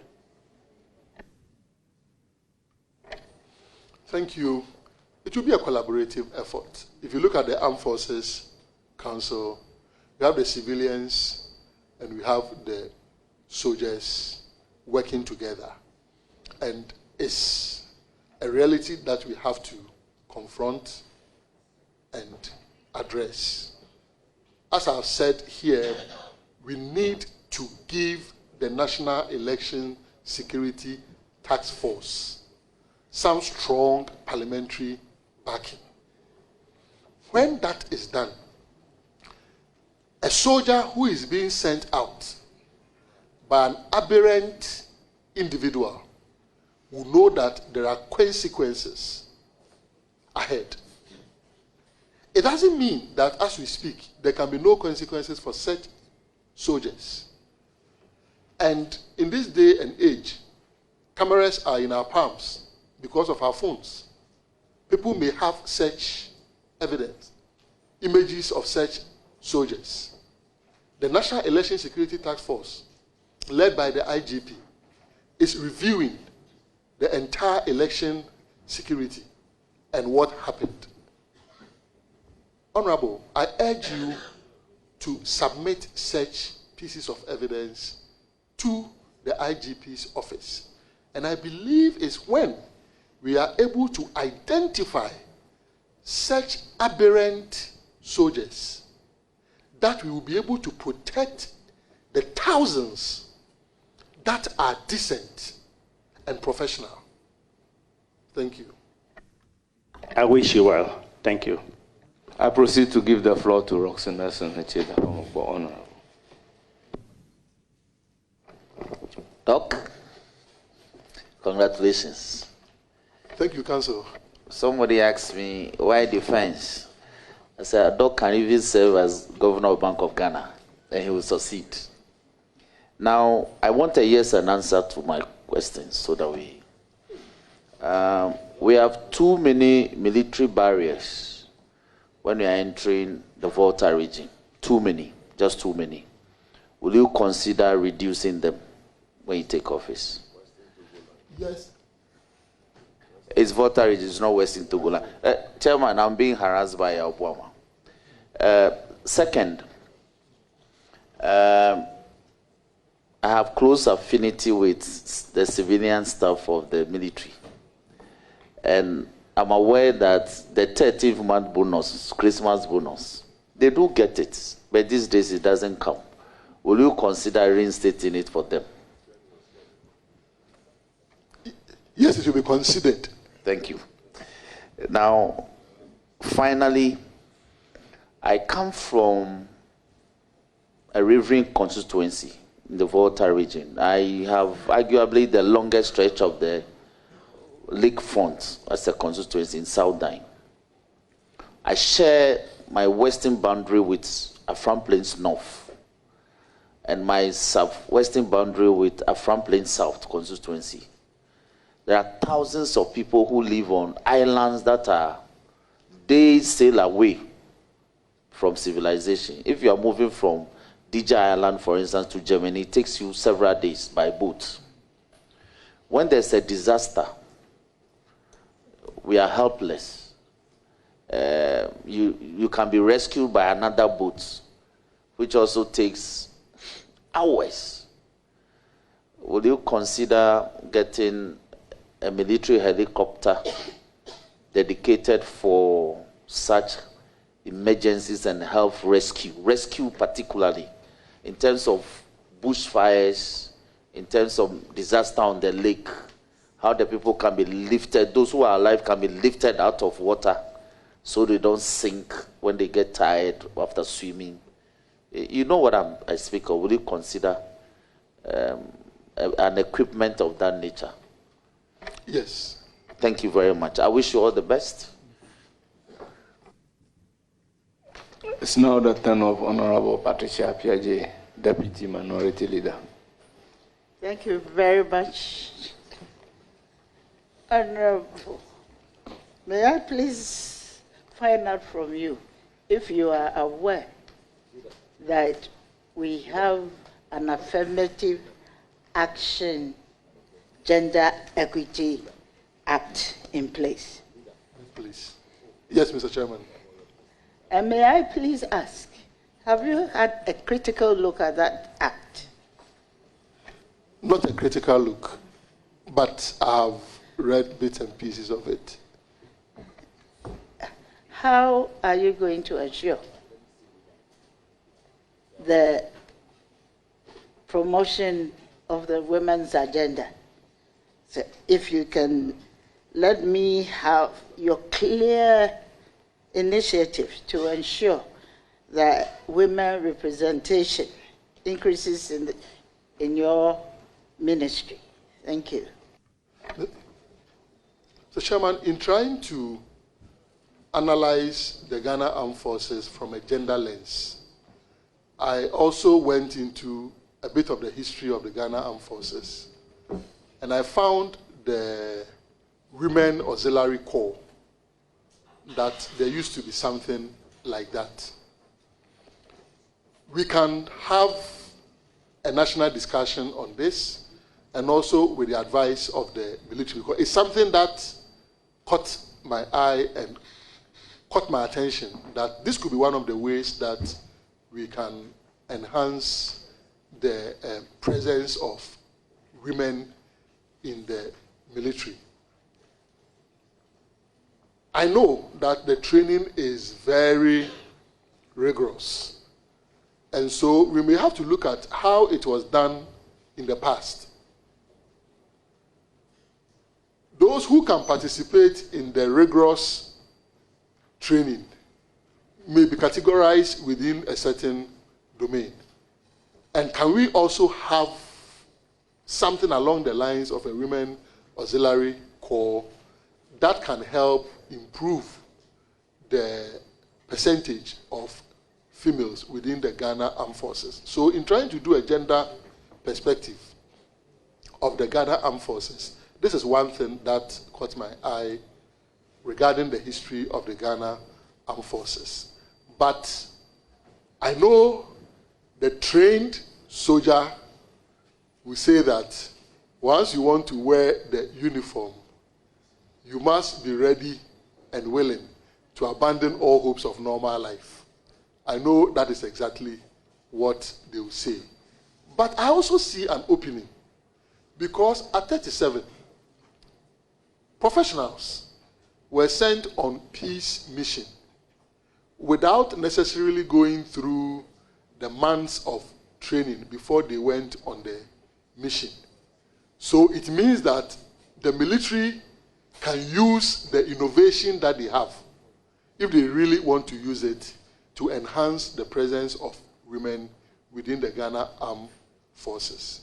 It is something that is very dear to my heart, and we will engage them.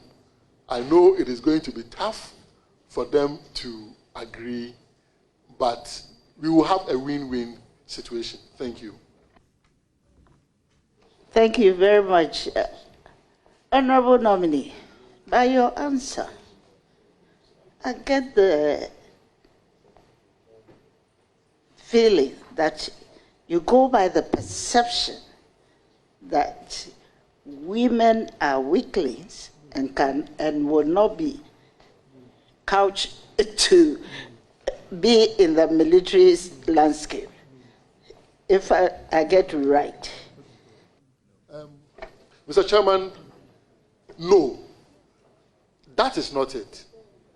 But the truth is, there is a reason the 100-meter record for men and for women are different.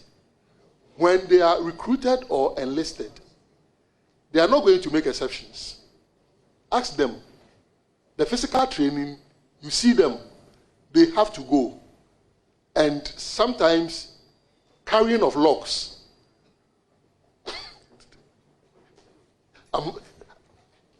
I'm hearing the response from the soldiers. Carrying of logs. Women are carrying it and everything. So I'm saying that equity. Women are stronger than men in several aspects. How can the Ghana Armed Forces also take advantage of the things that women are stronger in? That will even weaken men at training.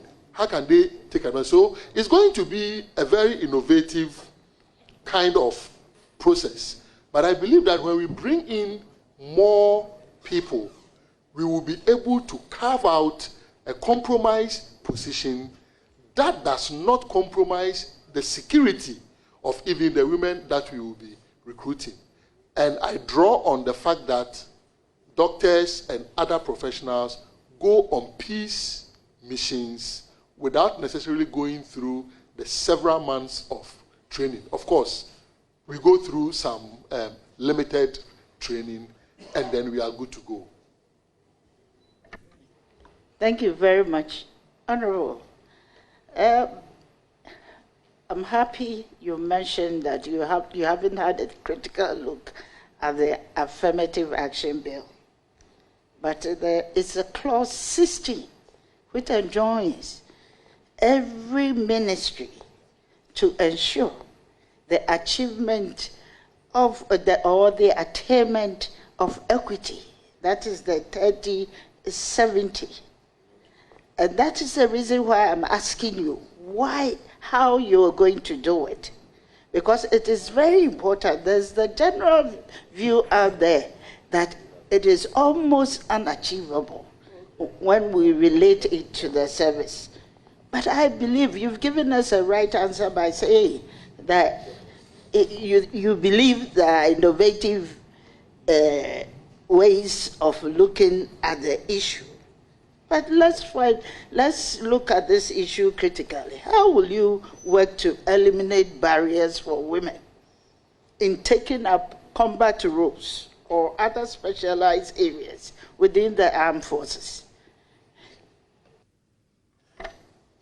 Mr. Chairman, this is a very loaded question, and I don't know how long I have to deal with this, because the barriers, if you are to look at it like a labyrinth, very, very long, right from childhood, all the way, from the time of menarche and all that, menstrual cycle, they all pose major barriers to women.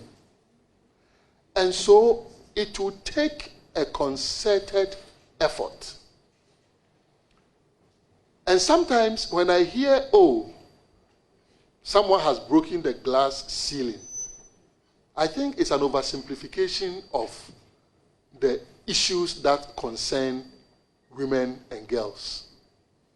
Because whilst that person gets to that point of breaking the glass ceiling, we forget, that kind of narrative forgets about the many that fell apart and the many obstacles that we erect whilst these women are striving to achieve what they want to achieve. And even in this room, Parliament, let's check the dominance of men here. This brings to mind the need for us to take the act and have a serious national discussion about it, particularly NDPC, and how we can deliberately mainstream gender perspectives into everything that we do. I'm not a believer in the gender desk system, where you just place a solitary person in a ministry as a gender person, seeing to that gender desk. If we can get policymakers at the top to imbibe gender perspectives, maybe President Mahama has shown the way. We have a vice president in Professor Nana J. Opoku-Agyeman who will sit in cabinet, who in the absence of the president will be the acting president, will be chairing cabinet meetings in the absence of the president.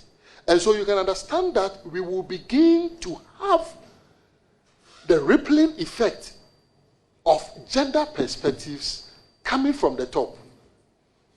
Ending on the Ghana Armed Forces, fortunately, the vice president will be chairing the Armed Forces Council. And the vice president is a woman. So you can be rest assured that as we work with the soldiers to have a workable document, when placed before the Armed Forces Council, that will be chaired by the Vice President, Professor Jenano Opoku-Agyeman, we are likely to have favorable decisions being made from there. But we need to work together on this. Thank you. Thank you very much. And I do appreciate that you have rightly showed the way. And that's why I want you to put on your gender lenses very well and look at all the areas that you need to address. It is important because we would not just pass the law and not see any good implementation of the various clauses in the law. It is important that we need to ensure that it doesn't turn into a document on the shelves, but ensure that we can. So I want each and every ministry to take note of that and then find out how best. Yours is the most difficult one. So I commend you for answers so far given, but I'll be taking a very critical look of how you perform under such circumstances. And how will the Ministry of Defense collaborate with other stakeholders to ensure that children in conflict-prone areas have access to safety, education, and good health care? Thank you. Thank you very much, Mr. Chairman. The professionalism of our soldiers is not in doubt. And we believe that so long as when we insert the soldiers in conflict-prone areas and we stick to the timelines for their rotations, they are not likely to be embedded for too long so that they may take sites. It is also the reason we need to ensure regional balance, that is equity in the recruitment and the enlisting, so that even in deployment, we are careful not to deploy soldiers who may take sites as they move. And we believe that once we are able to achieve this and also have facilities that can let children study and learn, even as conflicts are resolved amicably in their communities, we will be able to take care of them. Of course, it will not be like a peaceful place where there is no conflict, but at least they are not likely to be missing lessons in school, healthcare, and all. And so, as we establish some of these bases, and it's the reason the forward operating bases are very important. When they are well developed, we can have MRS systems where basic ailments can be taken care of within these bases. And it is very, very likely that with physician assistance and good referral systems, if they have to be referring, they refer to the major hospitals. It is not just about education and health, even water. This is where the military, presently embarking on an industrial drive, can also look at how they can drill more boreholes across the country, all in a bid to enhance human security. And as we enhance human security, the people will begin to love the military even far more than they do love the military. And it is when we do more of the human security that they will appreciate exactly what the Ghana Armed Forces stands for and does for the nation. This is because, sometimes when your doctor takes very good care of you and you don't fall sick, you don't appreciate what the doctor is doing for you. Because we have not been attacked, we may not be appreciating the efforts going into what we are experiencing, right from the Accra initiative and all. And so we need to balance the real combat situations with the human security aspect. And I believe a healthy blend of the two will let the populace appreciate that if you met a Major Mahama somewhere, you need to protect a Major Mahama. You don't need to kill a Major Mahama. He's been trained to defend you as a citizen. Thank you. Right. Thank you. In dealing with the vulnerables, we know that in order to achieve the Sustainable Development Goals, we are being urged to ensure that we include everybody. The mantra is leave no one out. How will you or how will your ministry promote the inclusion of persons injured in the line of duty? Thank you. Thank you very much, Mr. Chairman. We are racing against time when it comes to Sustainable Development Goals. 2030 has caught up with us. We have just 5 years to 2030. And if you look at the indicators, we have issues. Health for all is still a major issue. Issue of vulnerable, very, very critical. And the US, for instance, really, really, really pays attention to their vulnerable, including those who are injured during wars and all. Walter Reed is awash with a lot of those people, the Walter Reed Hospital. What we need to do is, what are their needs? They can begin to walk without necessarily walking like the way they were walking previously, but assisted to walk. And we have some of these facilities in the country. We can expand it. The military itself, I would say, has almost every profession in there. The military, as part of the industrial drive, can begin to set up such outfits to produce prostheses that can help such vulnerable people. Beyond that, there are other decent jobs that people who are vulnerable can take advantage of. And within the military itself are several of them, right from the hospitals, manning elevators, administrative work, and several other opportunities that we can avail to them. The local government ministry that also sees to the district assembly common fund would also have to assist such people. They may be soldiers, all right, but they live in communities. So in looking at local economic development, how do we channel local economic development programs to be able to support such vulnerable people? These are all issues that, knowing the nature of President Mahama and his readiness and willingness to assist such vulnerable people. A case in point was the amputees who went and won a cup somewhere last year, where he parted with a good sum of money just to support them.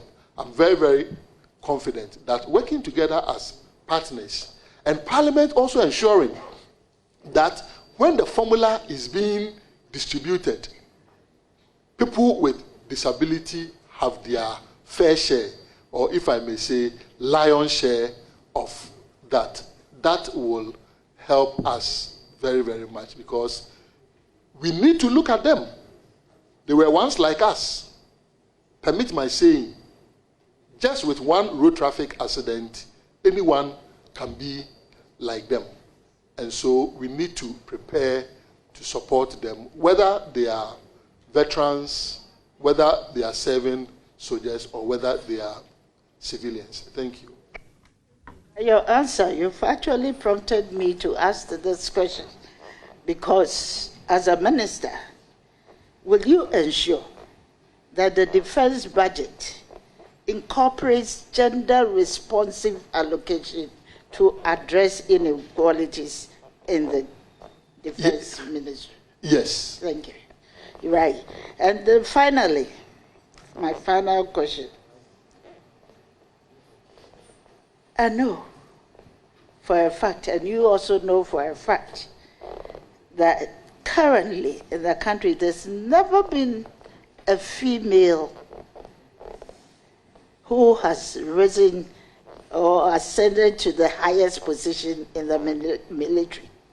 But currently, I realize that there are some women at some other places. Would you promise me, or promise this House, that you are going to, at your term as a minister, you are going to ensure that some of these women are propped up and ascend to the position of the highest, which no one has ever ascended to? Thank you.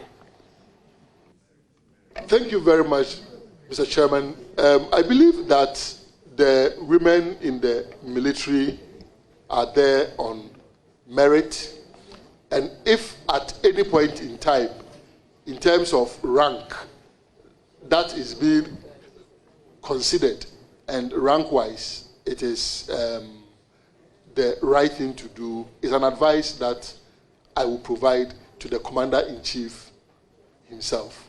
And he's the person who chose Vice President Nana Joe Pukwajiman as his running mate. you can be sure he will be too glad to have such a feat.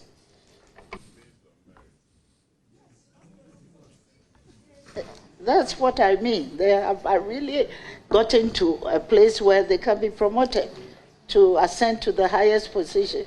Anyway, thank you very much. I know that given the nod, you are going to assist or support the progress of women in the defense service. Thank you very much. Thank you. I will recognize Honorable George Kweku Rickett Hagan. Thank you very much, Mr. Chairman. Mr. Nominee, Dr. Omane Boamah, congratulations. I know you do a good job.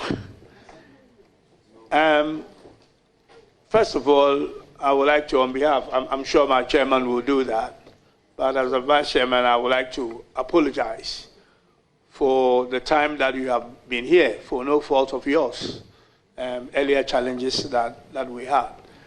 I'm only going to ask you one question, because I don't want to prolong your time here. Question is a bit, I just want your view. Obviously, matters of defense are sensitive in nature, but I'm interested in knowing about the defense budget. I realize that in the last, at least since 2020, the COVID period, to 2024, the military or the defense budget has basically been declining for the last 4 years. And then as a percentage of GDP, it's actually quite small compared to, other countries. Now, we've attempted to buy certain military equipment. I wouldn't like to, name them for obvious reasons. And I'm wondering, we are in a very difficult economic situation, as you know, in terms of fiscal space, in terms of debt levels. I know that the army is there to protect us, the frontiers of Ghana, of Ghanaians, and we need to make sure that they have the resources and well equipped to do that, including the use of modern technology. But what is your view? Is the military currently adequately funded? I mean, I know with everything, people ask for more money. But in your view, I know you haven't been there yet, but of course, I know you, before you came here, you've done some research. In your mind, and this is a view, is the army, or just make it defense, adequately funded to protect this country when the need be? Thank you. Thank you very much, Chair. When one of the best finance brains in the country is asking you a question about financing, you have to sit well. I try to use evidence to back my conclusions. And the temptation is there for everyone to say we are not adequately funded. So I went beyond what was inadequate funding. Unfortunately, I and Honorable Kandapa were the co-chairs for the Security and Public Safety Committee of the transition. So if you look at the dwindling capacity, and for good reasons, I don't want to mention any of that. If you look at the dwindling capacity, it's clear that we need to do more. We need to do more. And we need to be careful as a country, because the descent of terrorists is real. The derivatives of Al-Qaeda in the Maghreb, ISIS and all, and even in this country, even though we've not experienced terrorist attack, evidence suggests that one or two people once moved to join ISIS. If this has happened, it should tell you indoctrination may even be happening somewhere. If we begin to look at the budget within this context, then we will understand why, even though we need water, even though we need higher salaries, even though we need more roads, even though we need A, B, C, blah, blah, blah, blah, we need to spend more on our defense systems. But we also have to be innovative in the financing. We may have to, and I believe, move away from buying at once, let's say $100 million, $150 million, or $200 million. Can we begin to go into more structured financing where it is spread over longer periods? Particularly if we are going to be committed to it and meeting our debt obligations. That can assure them, because they know the credibility of Ghana's army. Ghana Armed Forces is not going anywhere. And so if we are buying an equipment for them, particularly if we dovetail it into the wet lease system of peace support operations, there is so much that we can have. Through that, we can have more casses to transport our troops and also to transport others. Through that, we can also have a jet that can not just carry the executive, but also the legislature, the judiciary, and other aspects of our nation when the need arises. Through that, we can also improve on the platforms that we have for our military to take action, either on the sea or in terms of having more air assets for our Air Force. Because otherwise, as we speak, we have a 3-star general heading the Air Force. But I'm sure you know, go into the air assets that we have. It's not good for our country. It's not good for our security. It's not good for our safety. We need to double up. Thank you. Thank you very much, Mr. Chairman. I did say I will ask one question, so I'll stick to that. I know that we'll have opportunity in the future to have more constructive and progressive discussions on military funding in this country. I know you do well. I wish you well. God bless you. Thank you. Thank you very much. I now proceed to give the floor to the ranking member and the minority leader.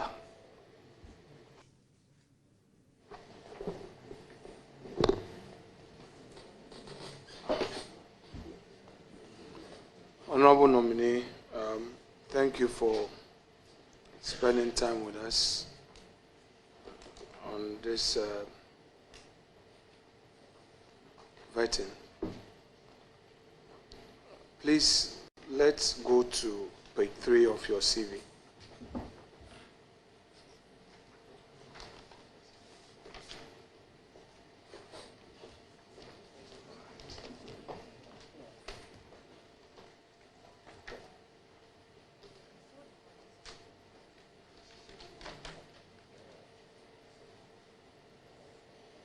Please, can I proceed? Yes. Please, you have the leadership positions held. And the last on the list, if you may read it aloud.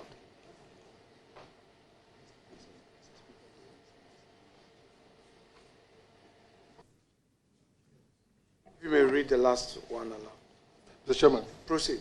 Yeah. President Cadet Commandery 403 of Knights of St. John International, 1994 to 1996.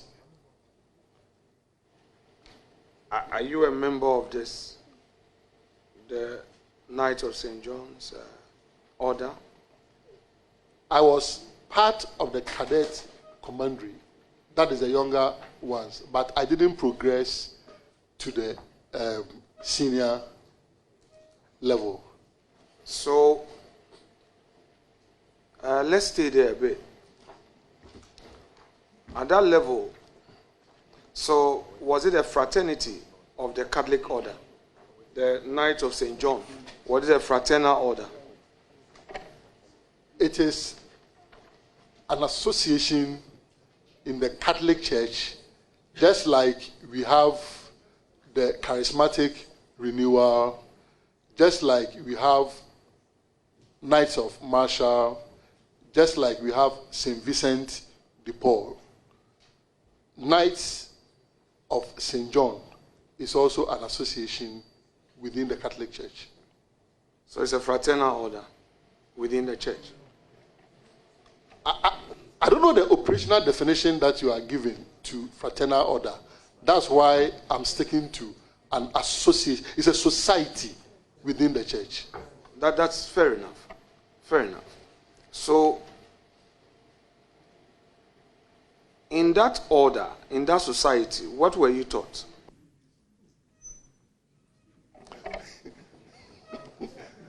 At the cadet level, we were taught discipline,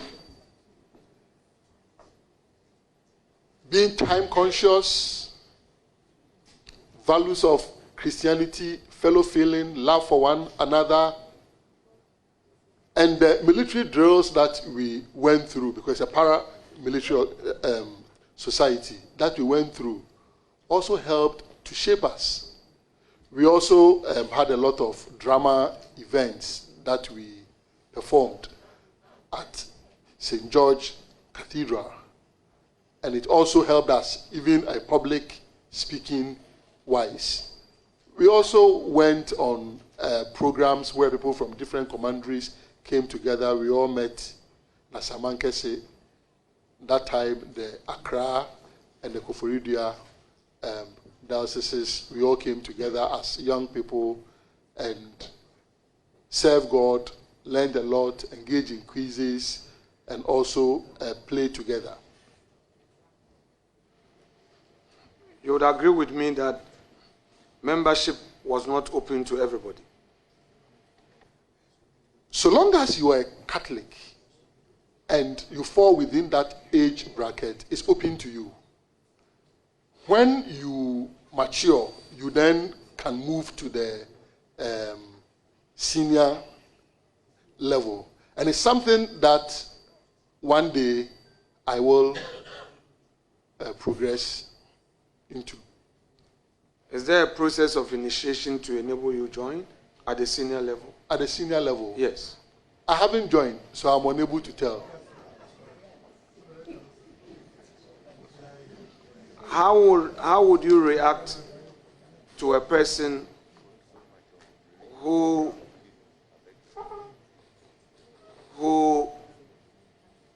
does not know about the value system in the Knight of St. John and denigrates same? How would you react? Knight of St. John, we are taught the values of Christ, Christ-like, tolerance. And so we will take such criticisms in our stride, and if there's the opportunity to educate them, like this huge platform is giving me the opportunity to share what we were taught, I would definitely share such thoughts with such a person. You agree with me that those who do not belong to this society and this order would not know the tenets of this order, correct? I mean, so you need to belong to know. If you don't, you are not a member, you wouldn't know. You agree with me? I mean, unless you're a medical doctor, you are not likely to know the nitty-gritties of what we do. No, I want to be very short with you. Just like Dr. Fiamakpo, my respected classmate, said. Just go straight to the point, because I know some of your guys are anxious. I would be as short as possible with you if you just stay to the course. What I'm saying is that those who are not members of this fraternity within the Catholic Church would not know a tenet, correct? They will know some of them, but not all.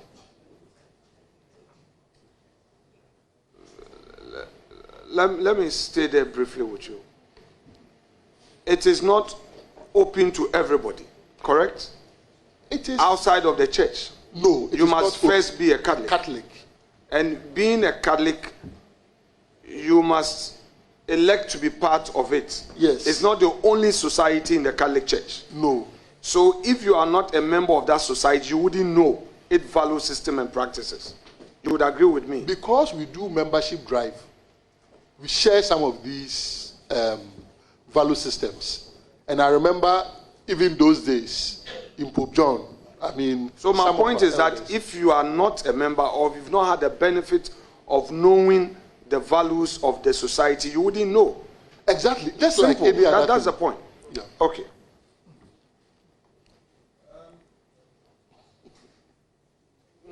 Let me understand you on your employment history. Page 2 of your CV. Let me know when you get there. Yeah, you're there. So, item 2, you didn't number it, but the point 2, policy advisor and political strategist to President John Dramani Mahama, 2017 to 2024. Were you on salary? Were you paid? No. Very well. As private medical practitioner, Afra International Hospital, 2019 to 2022, was it on salary? Not on salary, but on... there was compensation, but not on like monthly salary as had been structured. So were you walking in and performing some services and being paid? No. For the periods that I worked, I could work, let's say, for 1 month, sometimes 2 months, and then it will be accumulated and paid. How were you paid? I don't understand your question. How? I mean, you said that there was some compensation, not salary per se. You said not salary per se, the monthly salary. That's what you just said. Yes. Right, but you were paid. Yes. Were you paid on the table, cash on the table, or they paid through your account, direct transfer, or they issued you a check anytime the employer needed to pay you? It was paid directly. Cash on the table, you mean? Not cash on the table. Cash in envelope. Cash in envelope? Yeah. Okay. Okay. So,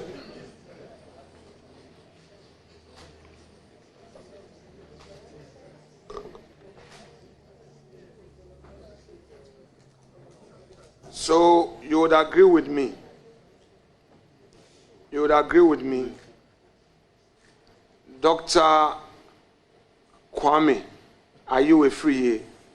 The nominee, who is your cousin, is on oath. And you are having a convo with him. And honorable nominee, my respected friend, you are on oath.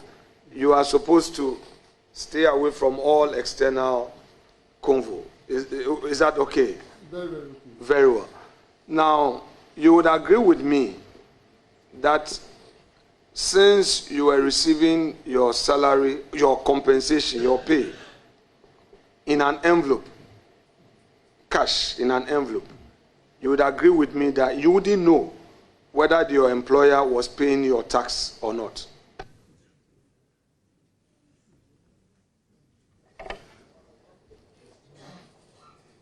I wouldn't know, but I have no reason to doubt that the employer will not pay.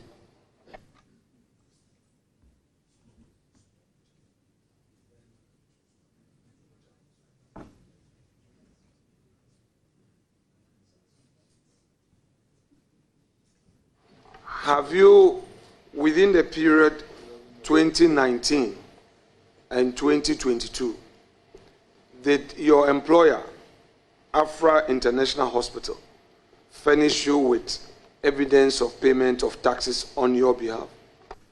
No. Given the opportunity, would you furnish this committee with proof of your taxes being paid for the period 2019 to 2022, where you, as Dr. Omane Boamah, had to receive your salary in an envelope, cash on the table in an envelope? Definitely, since it's the responsibility of the employer, I can contact the employer. And if that is what you need, definitely. It's statutory. It's not that what I need, with respect. Yeah. I mean, when we work, we're supposed to pay. It's our duty to pay taxes. Yeah. And you are coming into public service. That's why you stated it on your CV. That's why I'm doing this inquisition. Yeah. So it's not that I need. The state needs it. Now, let me move to the next point. If I understand your CV, page 2, correctly,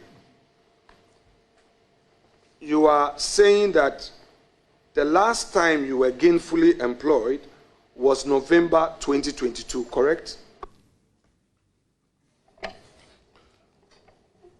Not necessarily. And I take it as, if not well structured, it will be as if I had no income from December 2022. I had. And because I'm directly responsible for that, I even have documents to prove the tax aspect of that. No, Doc, I'm taking it step by step. On your CV, point 1 on your CV, you have told this honorable committee that you worked between 2019 to November 2022. In fact, for the 2019, you did not provide us which month you started working with AFRA. Would you be able to provide us with the month you started working? I'll check it. Very well. That's fair.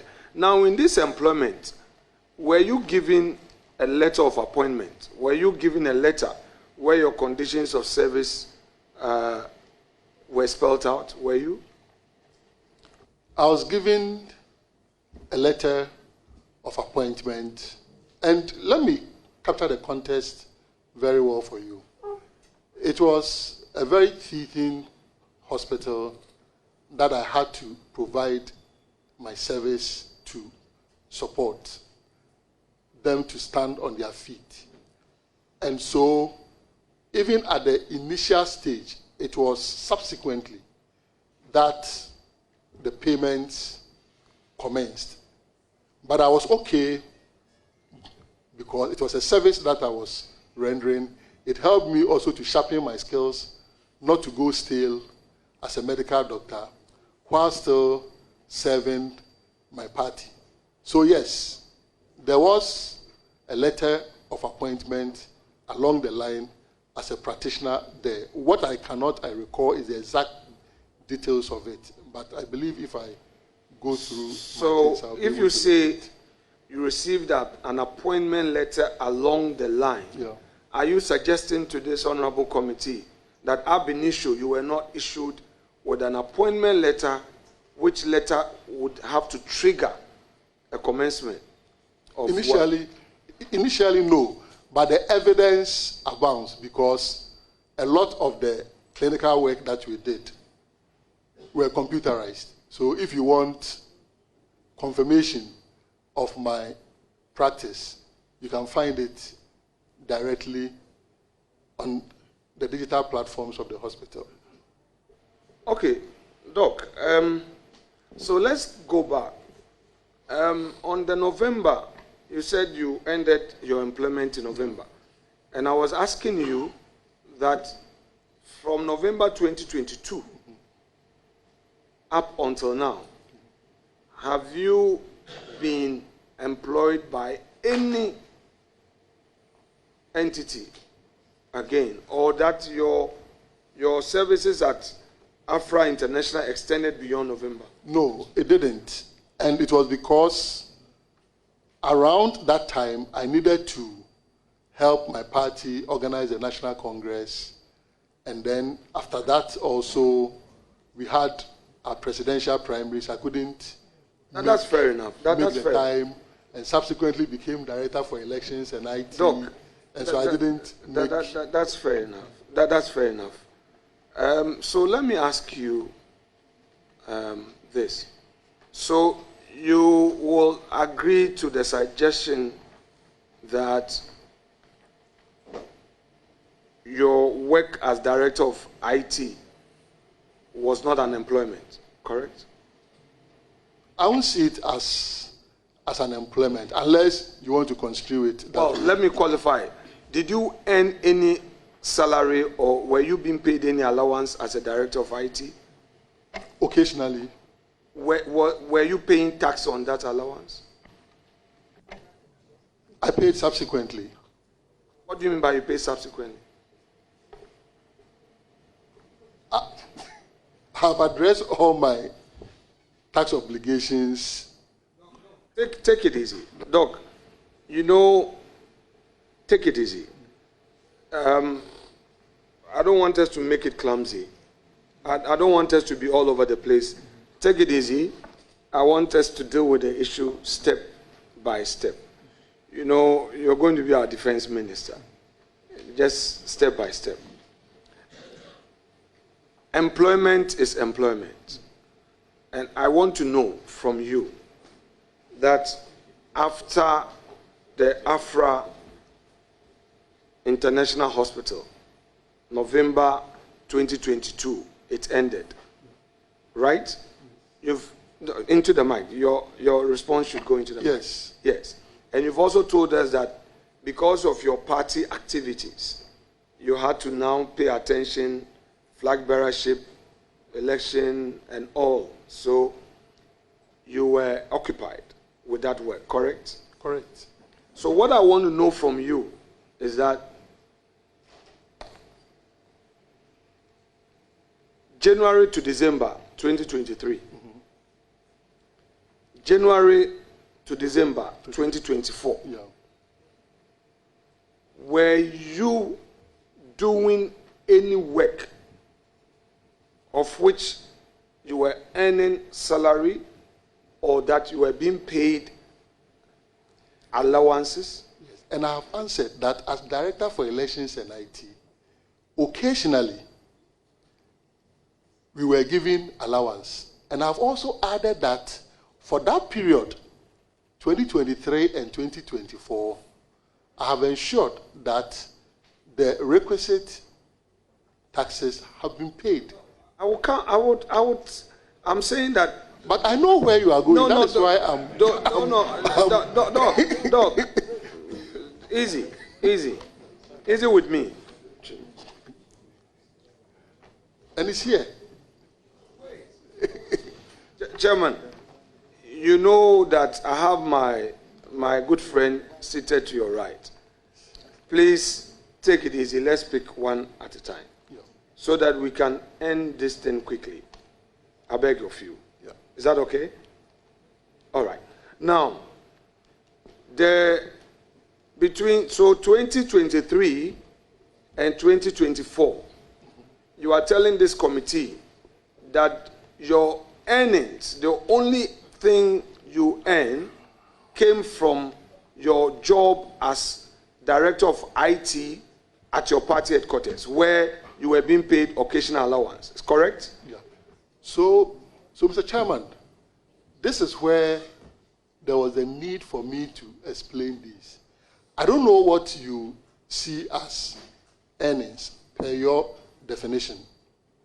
But for instance, I have investment which I earned from, some of which have been affected by the haircut. the financial haircut. You understand? So I put all these together as my earnings, not just the limited occasional allowance that we had. And that's why I said, I know where you are heading. Because if you don't understand the question, I don't even attempt to answer it. I knew where you were heading.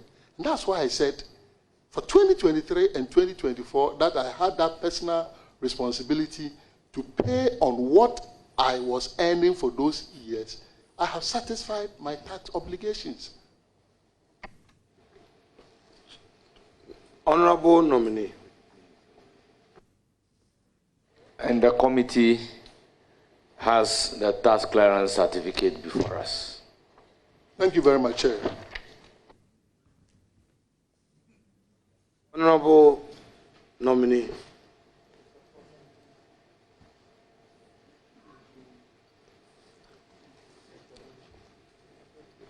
You've provided me with some additional information on your investment, which has suffered from haircuts. We'll deal with that separately. But let me ask you, the allowances that you are receiving, occasional allowances that you were receiving as Director of IT from your party headquarters,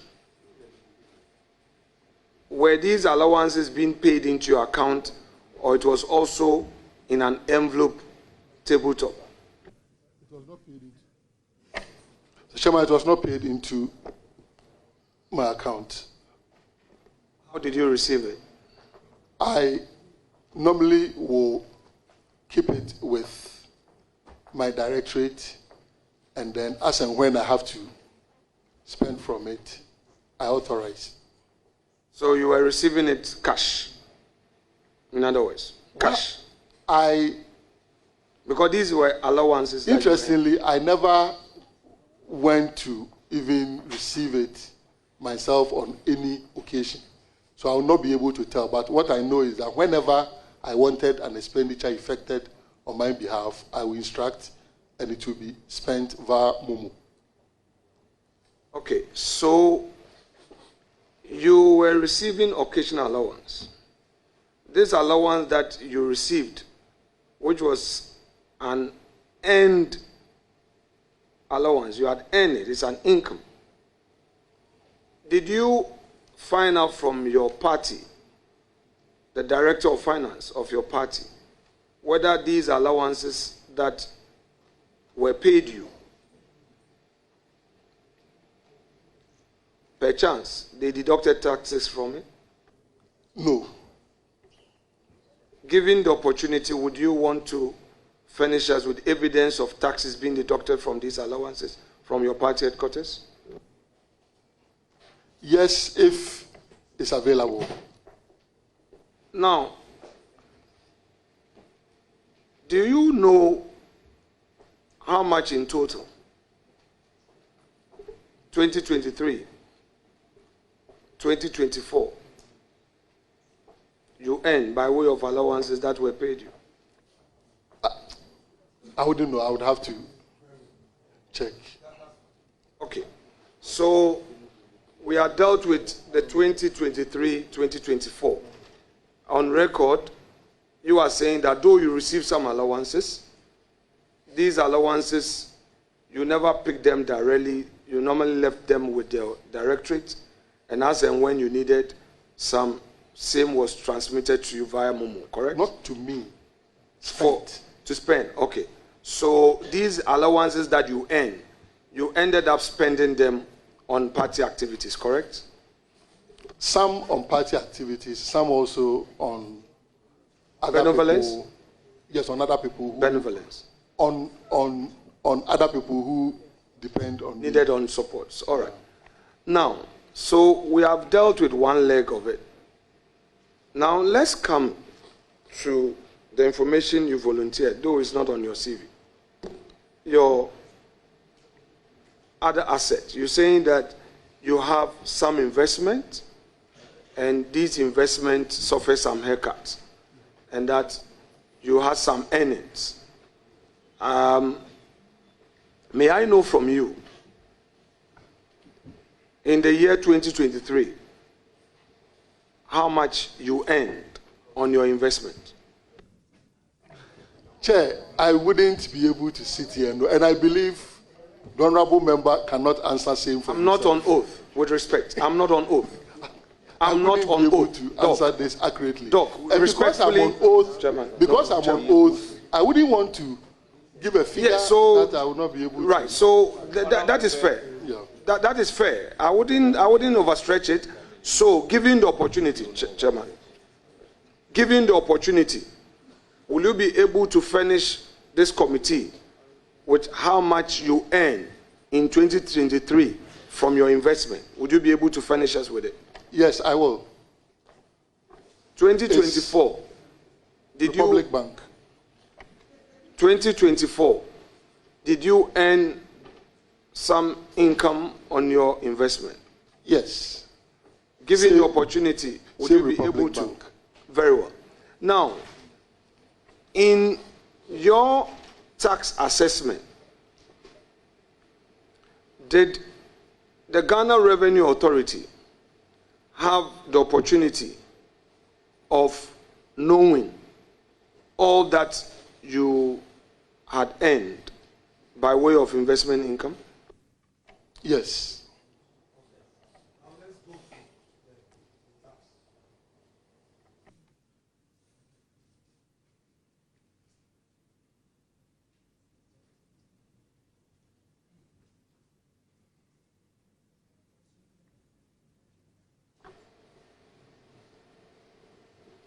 Please, since you have your tax returns with you,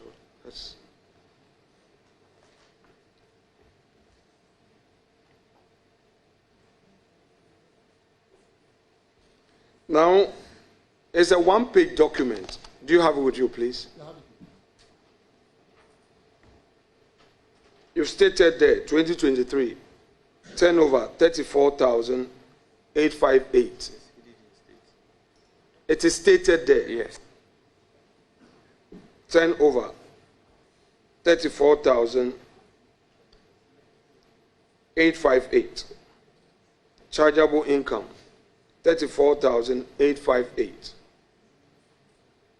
Is it the case that you provided these figures to GRA, or they sifted same from the document you provided? I have a tax person who helps me to do it.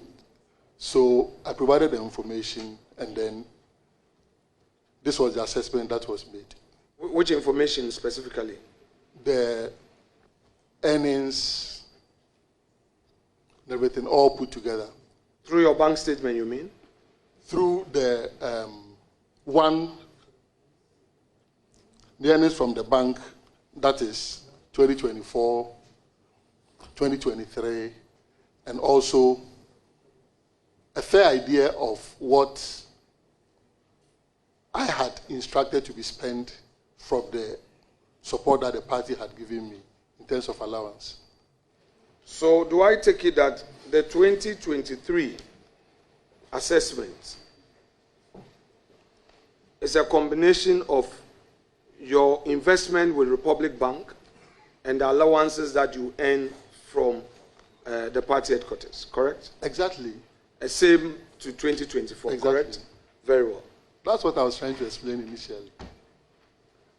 Yes, but I have to ask you, then you provide the answer. Is that fair? Yes. Very well.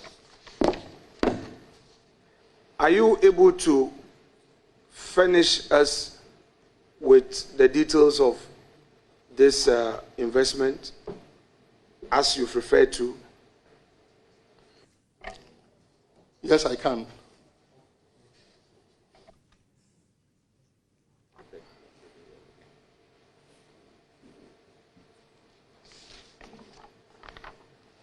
Doc, have you had the opportunity to talk to Honorable Dominic Nito? Yes, because we served on the transition committee together, and I had to also, as chairperson for 2 subcommittees.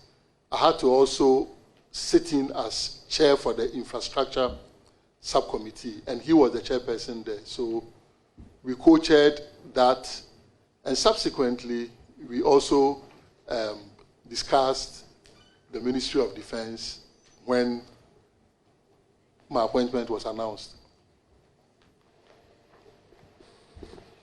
Per your date of birth, you were 75 born, correct? True. And per the public records of Honorable Nito, he's a 1977 born. I'm disclosing that to you. He's my junior brother. I'm saying that he's a 77 born. So, with the benefit of that, what inspiration do you draw from him? He being younger your age, but having successfully managed the ministry for 8 years. How does that inspire you as you get into the ministry? How does that inspire you? I don't think I would want to engage in ageism, as in young person or old person. Look, young people in this republic have served our nation very well. Old people have also served our nation very well. And the converse is true. Some young people have also performed terribly, and some old people have also performed terribly. So I always don't like it when we try to frame appointment of young people around their ages, and then when it comes to appointing old people, we seem to think that is okay.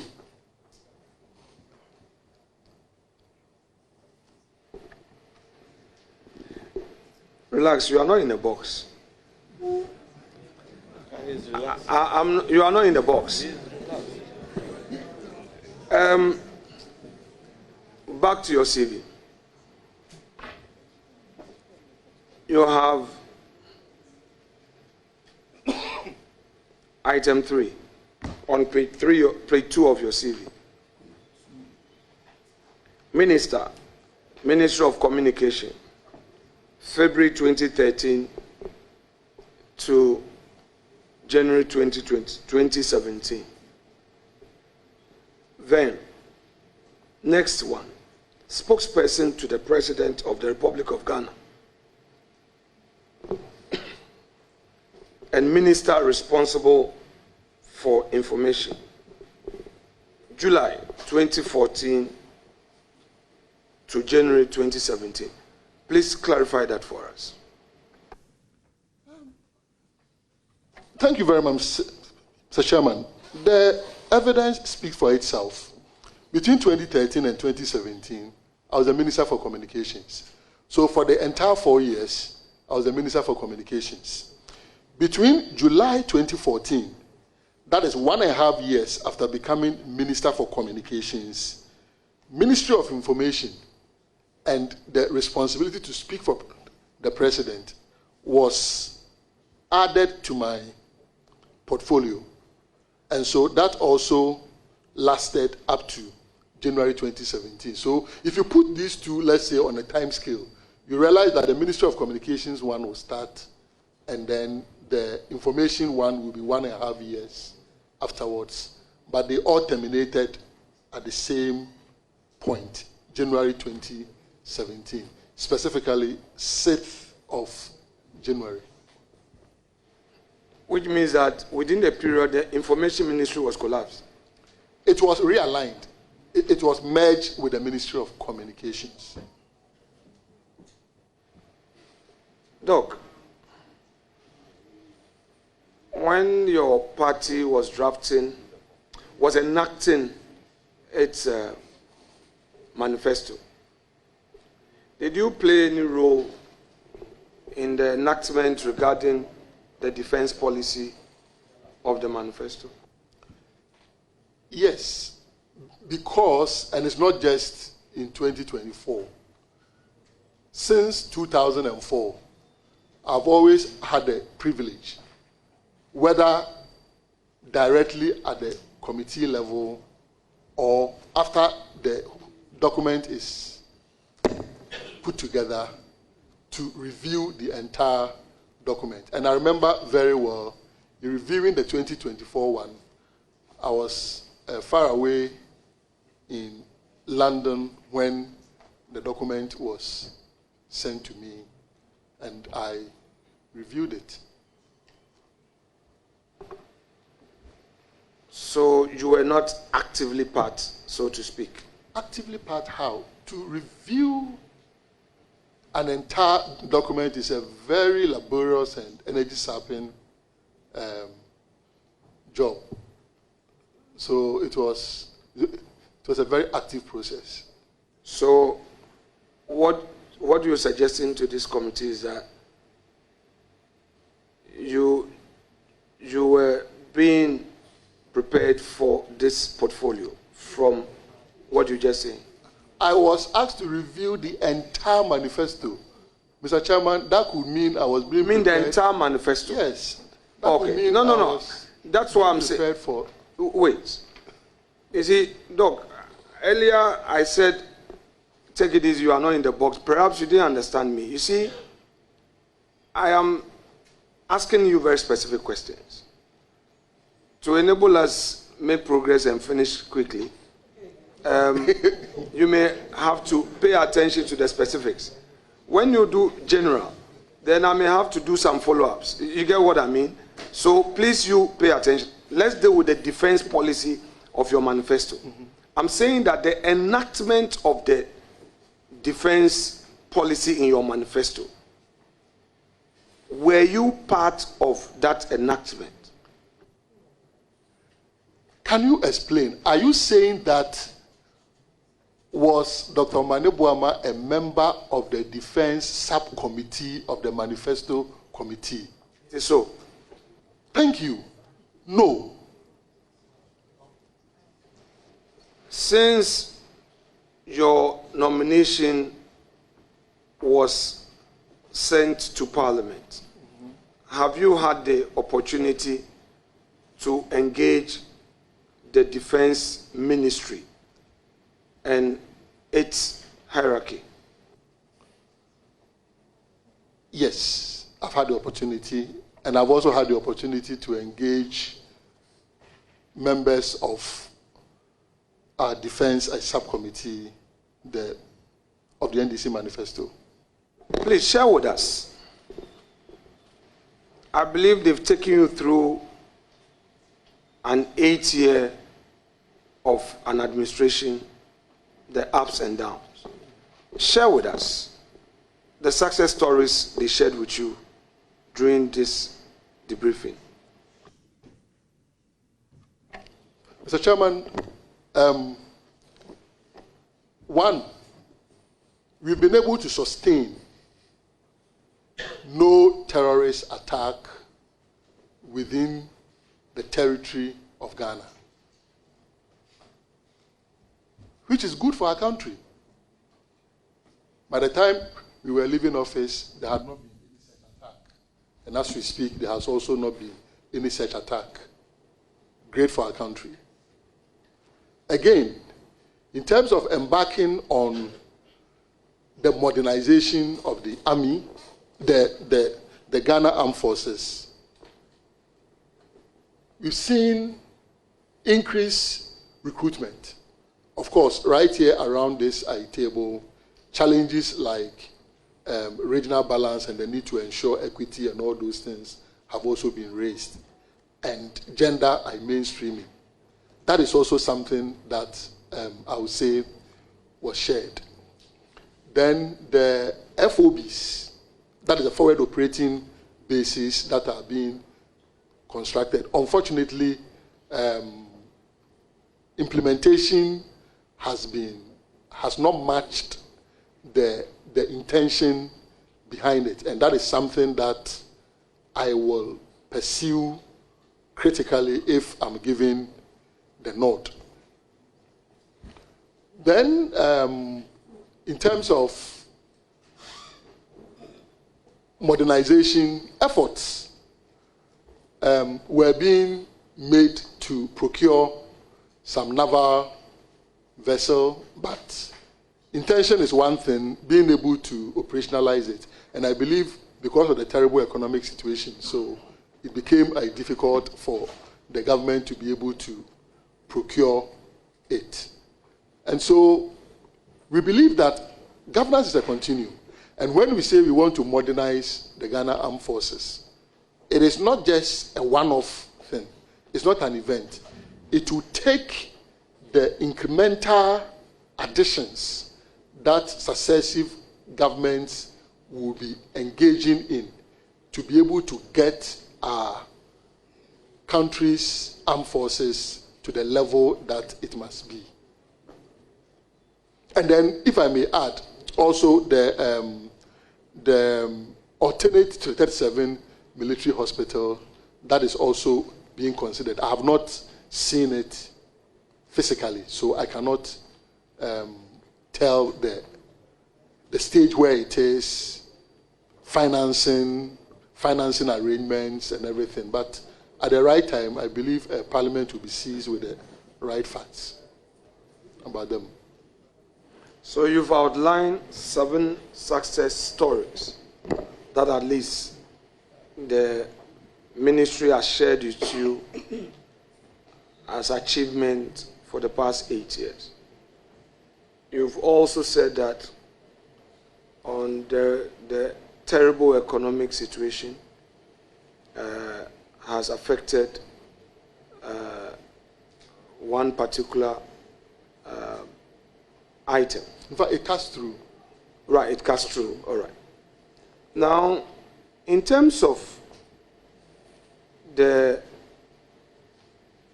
our military, in your briefing,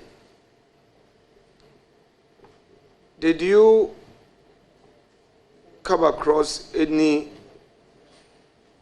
information to the effect that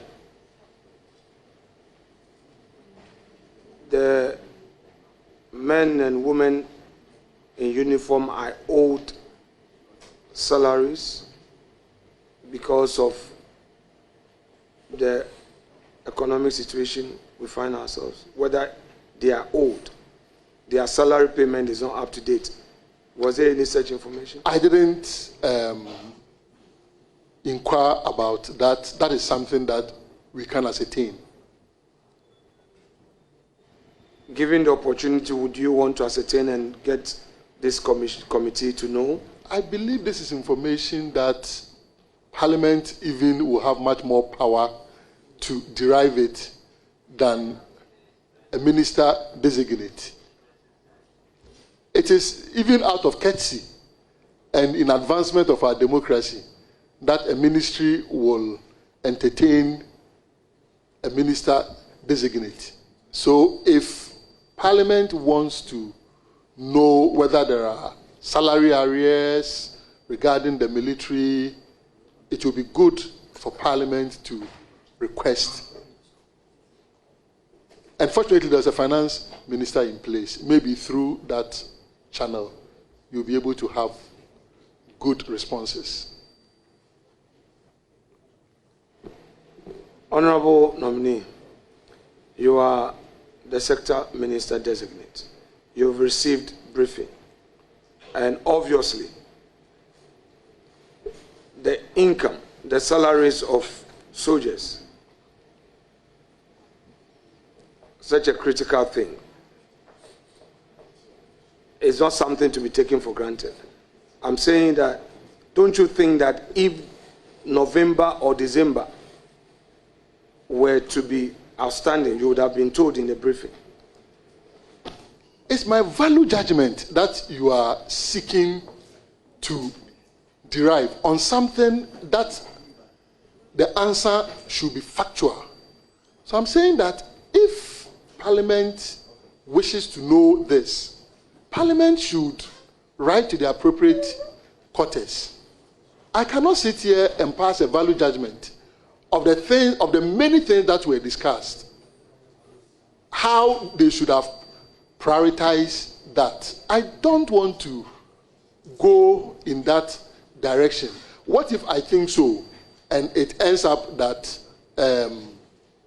that my thinking may not be the exact situation. So I'm pleading. Well, question asked and answered. Let's make progress. Honourable Member. Honourable Nominee, my next set of questions will be anchored on some documents. To be fair to you, I've made copies and I've actually labeled them, and I have sets of questions and I'm giving that to you, those documents to you. I have those sets of documents. So with the leave of chairman, we'll pass it through the clerk so that you have it, and then we'll do some exercise on that. Is that fair? Please do. Chairman.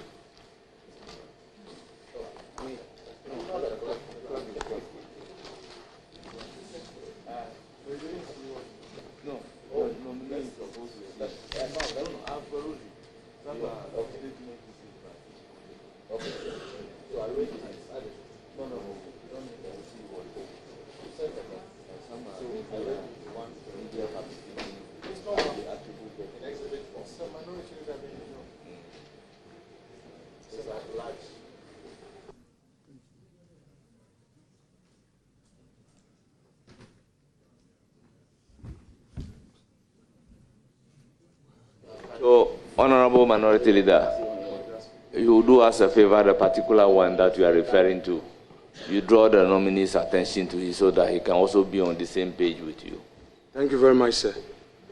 Thank you, Chairman. Let me arrange them. Let's. I've numbered them, please. Yes. It's I've arranged them. Okay. Please, let's deal with number 6, please.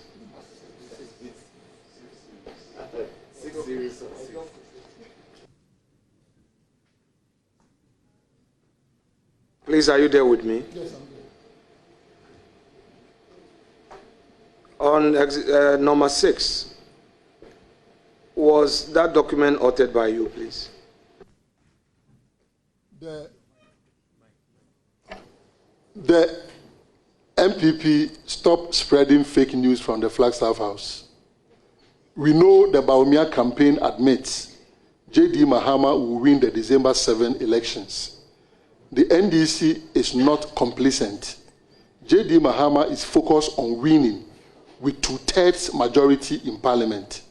MPP fixed Dumso and the economy. Yes. Now, let's deal with line 1. Line 1, first sentence. No. At the time you wrote this, was there any such place called Flagstaff House? Mr. Chairman, it is only by the good nature of President Mahama that his administration has sustained the name as Jubilee House. Otherwise, by now, the name would have been changed to Flagstaff House again. We all knew the place as Flagstaff House.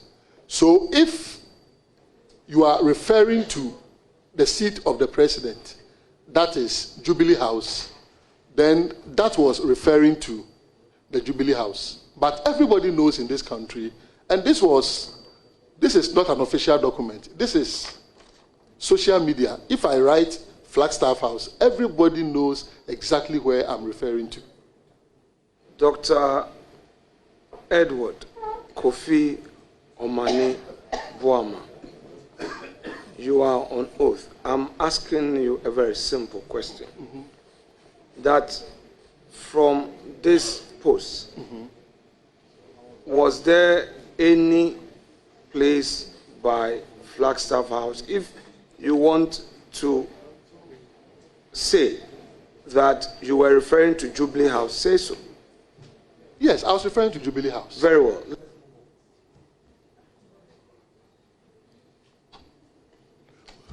Mr. Chair, but But isn't it interesting that the 2/3 majority in Parliament, okay, is something that if I discuss today, I must be a very good poster. Thank you, Mr. Chair. Very good poster indeed. Chairman, if you are encouraged by what the nominee would want to veer into, and I take him there, don't again say that time. I have asked him a very simple question, and I've moved away. If now that is the style of the nominee, there's no problem. I would want us to get in there. Yo. Well, I don't really mind the invitation.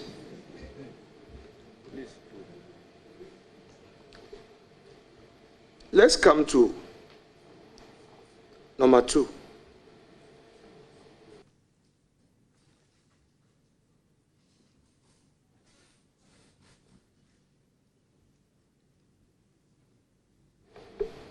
Read for me the first sentence.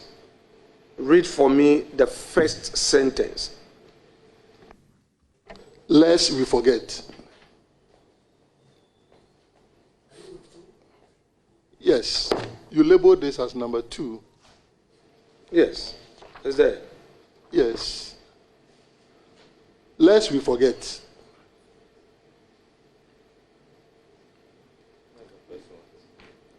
Move to the second one.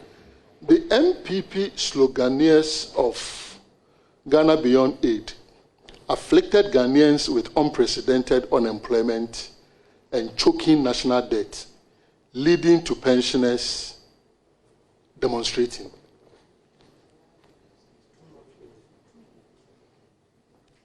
Yeah. Do you stand by that? True, I stand by it. Very well. That's fine.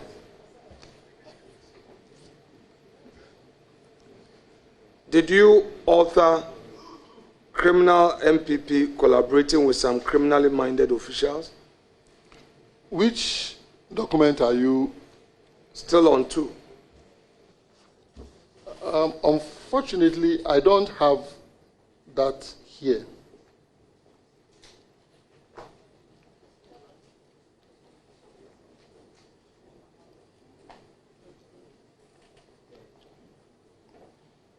That is not on the 2 I have.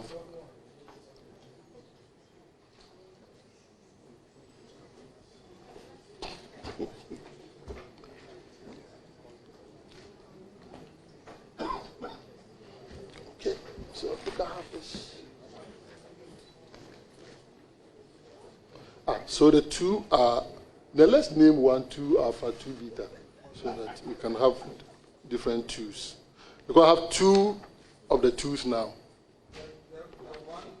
The one that was just brought to you, let's focus on that one. Yeah. You identify that as your document, a document that you authored. Yes. Read for me the first paragraph or first sentence. Criminal MPP collaborating with some criminally minded officials to register minors in Ashanti region. A minor with Ghana card. The first sentence. That read, criminal MPP collaborating with some criminally minded officials to register minors in Ashanti region. Do you stand by that? That was a report I received, and at that time they even sent the photos and the NIA card of the minors. It was during the registration exercise. It was our team that were going around that brought the report. Mr. Chairman, there is no way I'll put out information that is not coming from a credible source. At best, that a credible source may get it wrong. But in this case, they sent the images of the Ghana card and images of the children to us. That was it. Because I have always maintained that there is always so much that you could use against your opponent, particularly the MPP administration that just left office.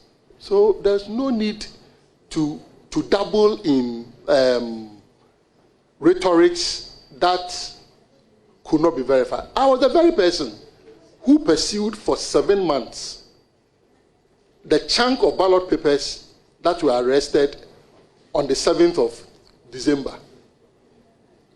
I have the evidence how I authorized the operation the 6th of January around 10 p.m. and how I finally authorized the operations around midday of the 7th of December. And it proved to be true. So I'm saying that I will never concoct something. Never. Please, you've answered the question. Any further question? Did you verify the supposed information to ascertain its authenticity prior to authoring what you authored? Thank you very much.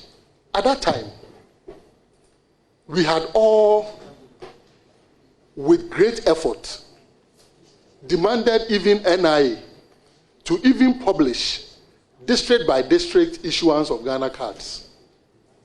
NIA wouldn't budge.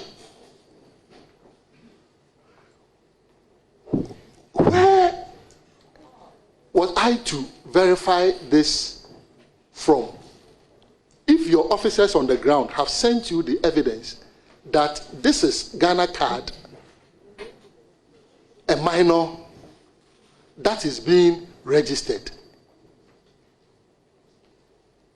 if I could have any other way of verifying, why not? I would have.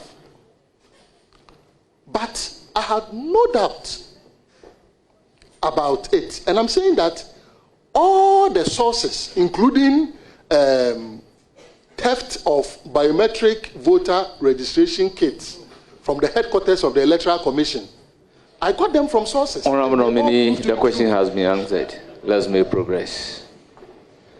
Honorable nominee, try as much as possible to avoid repeating the answers. Just go straight to provide an answer to the question. Thank you. Thank you. Thank you, Chair. Doc.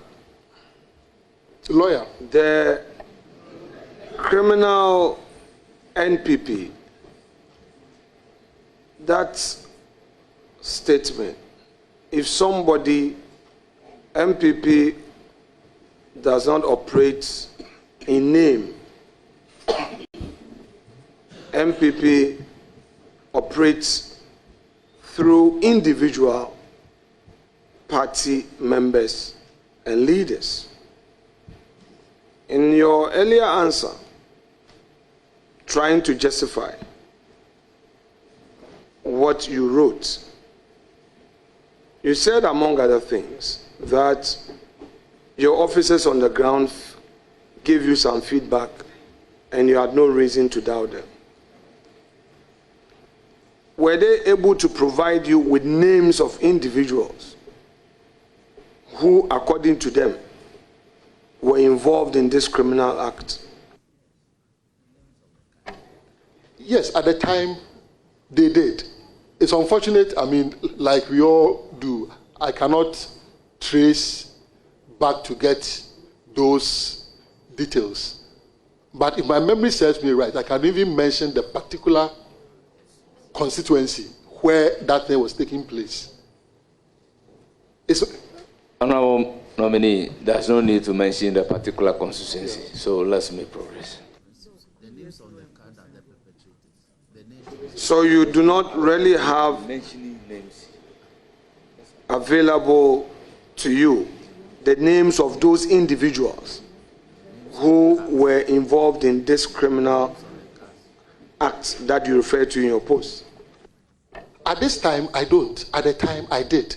Because I've dealt with far more critical issues, data of corrupted voters, register files, and all those things. At the time, I did. At this time, no. Can we go to 3? Is this 3? Yes, please. Thank you. Has it been marked 3? Yes, it's been marked 3. What is the headline there? Can you read? Omane Boamah condemns MPP's liberal land looters.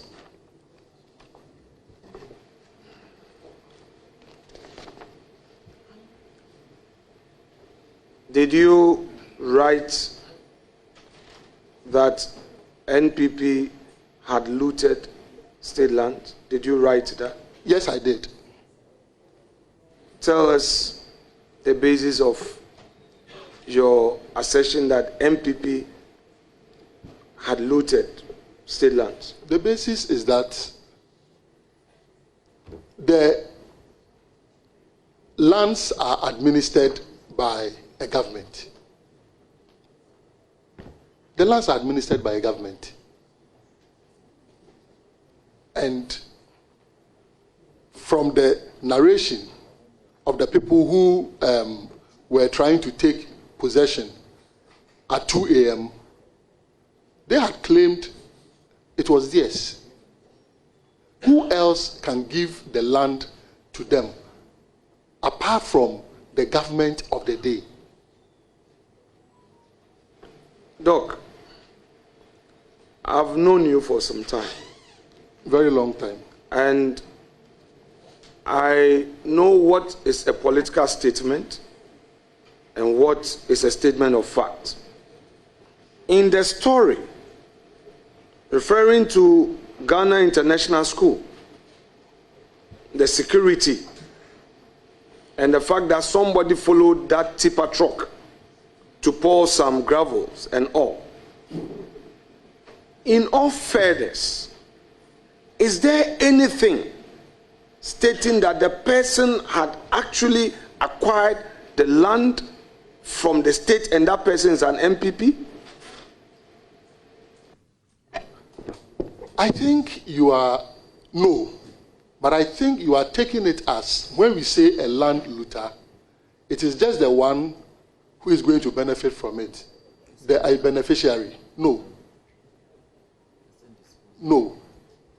Educators, I'm happy. In fact, I want us to delve into this and stay here for a little while. No problem.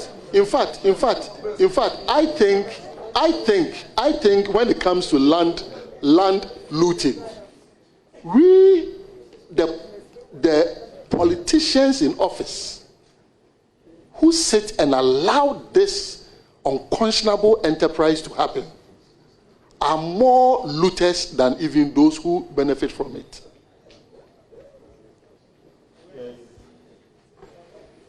Honorable nominee, are you familiar with Cantonment? Very well. I've lived there for 7 years, so I should be from 2010 all the way to 2016. Yeah, so 2016, 2017. So I'm familiar with cantonments. Are you familiar with how land transactions between the state and private persons take place? Are you familiar with it? I don't know the extent that you are alluding to, so I will not be able to say yes.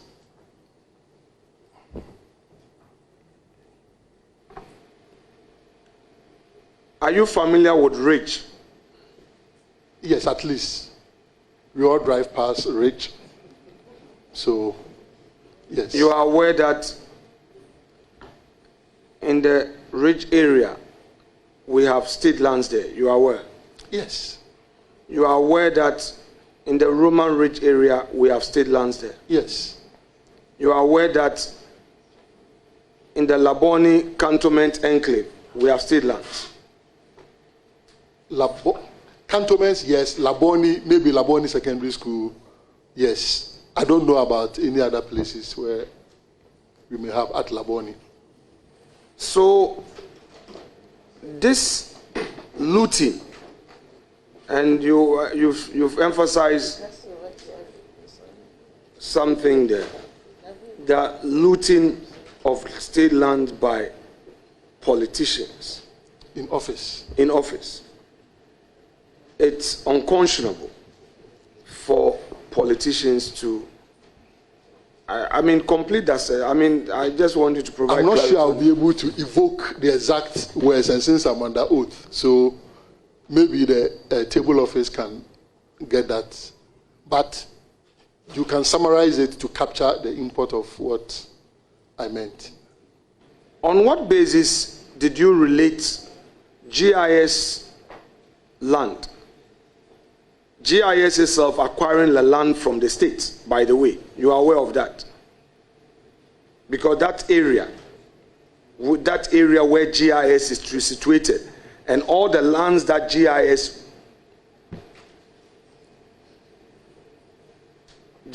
as an institution owns are state land that GIS has acquired. Do you know that? I don't know that as a fact. So if you don't know that as a fact, on what basis would you conclude that somebody alleging, GIS alleging that portions of its land being taken by a Ghanaian or an individual amount to NPP looting land in cantonment? I think you are basing your discussion on what Ghana Web I published. The source was not just Ghana Web about this discussion. So don't restrict yourself to just what Ghana Web published. It was about allocation, that it had been allocated, and that is why the individuals had gone there at 2 a.m. to do what they were doing.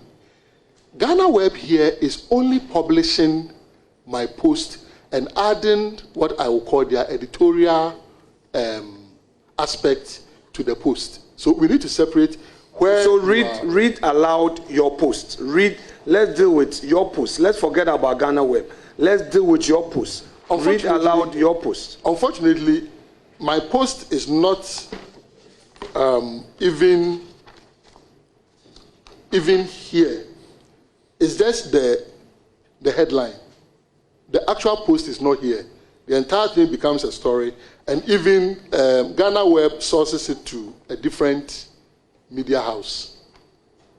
So we need to distinguish. Doc, I know you to be a very sincere person. Very, very. And I respect you for that. You are under oath. You see, read the entire document. Read everything. Read everything. The Director of Elections and IT for the Opposition National Democratic Congress, Mr. Omane Boamah, has condemned what he described as the activities of land looters under the current New Patriotic administration. His comments come after an attempted land grab at GIS in Cantonments, Accra, was foiled by the school's security team and local police. Mr. Boamah, in a Facebook post dated September 5, 2024, praised the school's management for standing firm against what he termed liberal land looters. The incident reportedly occurred in the early hours of Saturday, August 29, 2024, when a tipper truck loaded with sand arrived at the school property's gate at around 2 a.m., attempting to dump its load on the land. Franklin Ponsa Mensah, principal of GIS, recounted that the school's security personnel acted swiftly and called in the cantonment's police for support. A plainclothes individual driving a Toyota Camry with registration number ER 29723 also arrived on the there's something that is missing. Insisting that the truck be allowed to enter the, that is also missing, but they capture everything here. Also arrive on the scene, insisting that the truck be allowed to enter the property. Okay? However, the combined efforts of the school's security team and police officers prevented the unauthorized entry and potential illegal takeover of the land. Expressing gratitude to the security team and police, Mr. Boamah condemned the brazen attempt to seize the property. This is also obfuscated, but it's repeated here. Expressing gratitude to the security team and police, Mr. Boamah condemned the brazen attempt to seize the school's property. And then they quote me, but they have put something there and quoted. It's not like this.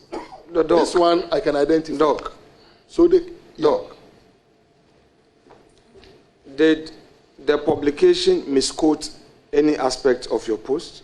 Honorable, this is as far back as September 2024. Yes, please. And under oath, I will not. Look, if I see this, Honorable nominee, I know that this is Honorable nominee, take it easy. So I wouldn't know. When you are reminded that you are under oath, the question that followed is read your posts. And your response was to the effect that this is not your post. No, this is not like my Facebook post. So now, what I will want to do is that if the Honorable Ranking is having your post that he wants you to read, different from what they have written somebody has written based on your post, then he can also read your post louder. No, the thing is, if it had come, let's say, if this... Yeah, I understand that this is somebody's story based on your post, but this is actually not your post. I wouldn't be able to tell if what is in quotation marks, all of it is attributed to me. To you, but this is not your post. That is why I'm saying that if he by chance have your post as a result of which this publication was made by another person, then he should be dealing with you regarding your post, but not what somebody has written based on your post.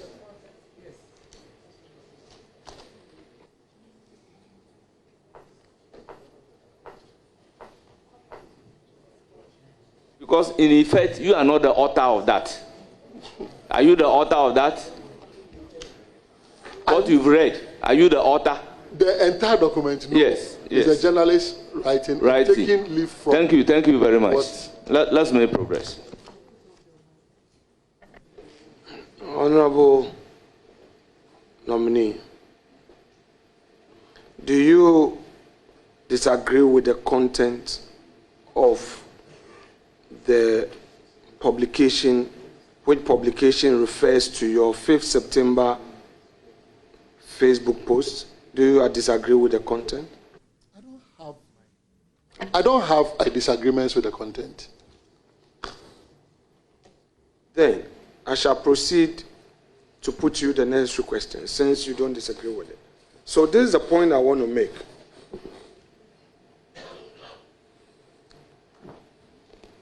The issue between that so-called claimant to part of the GIS land, the issue between that claimant who was claiming part of GIS land,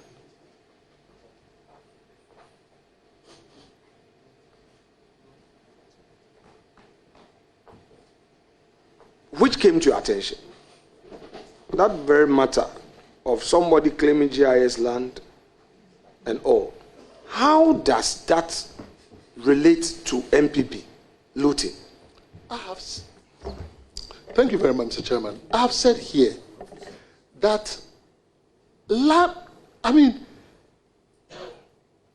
such acquisitions or illegal acquisitions, the person must be a very bold investor to want to go and take GIS land without some authorization. But if for the purposes of today, you want to say that because it was a private person going to take GIS's land, so I should not have linked it to the MPP, I can understand you. But we can always get to the bottom of this matter to know who that person is and whether the person was even acting on behalf of someone, and know the processes that led to that bold invasion of GIS's land at 2 a.m. So I can understand what you are saying, that the person is a private person acting on his own without any authorization from any government, without any documentation from any government. But the person just went and decided to take over part of GIS's land. If that is the view that is being expressed, then I agree with you that I should not have added MPP to it. Especially so, Honorable Nominee, when the person moved in at 2 a.m. But when you are dealing with a matter and your respected friend or brother sincerely proceeding in a path, you don't litigate. And I would say that your honest admission that it was inappropriate to have linked MPP to it, I would not pursue. No, some of your guests are participating in this process, so let us spend a little time there. Chairman, Honorable Nominee, do you concede that the subject matter resulting in your post was inappropriate to the extent that you linked it to NPP? Mr. Chairman, I have said that for the purposes of today's discussion, today's vetting, and I use if it is the case that the person was just a bold investor without any authorization, decided to invade part of GIS's land, then I should not have linked MPP to it. But this is a matter that I will pursue to know the root cause of this particular boldness, because I know capital moves in directions where its peace and security will be assured. So I'll be very surprised that an investor would do such a thing, but it's possible. So why not? Let's go by the scenario that you have set. If that is what it was, then I should not have linked MPP to it. You would agree with me that at the time you put out the post, you did not verify the source of the person's claim. You would agree with me? Honorable Chair, Honorable Minority Leader is in opposition. And even when you are in government, it's very difficult to verify. Even when your party is in government, it's very difficult to verify some of these things. So it's a good position that you are taking. However, considering the circumstances at the time, where was I supposed to call the Honorable Lands Minister then, or the Executive Secretary of the Lands Commission, or the Land Title Registry? Who was I to call to have a fair response? That's why I'm saying, considering the scenario that you have set, perfect. If that is it, then I shouldn't have linked MPP to it. But trust me, and you know me, when I say I will pursue something, I will pursue it. Doc, simple. At the time, you put out your post,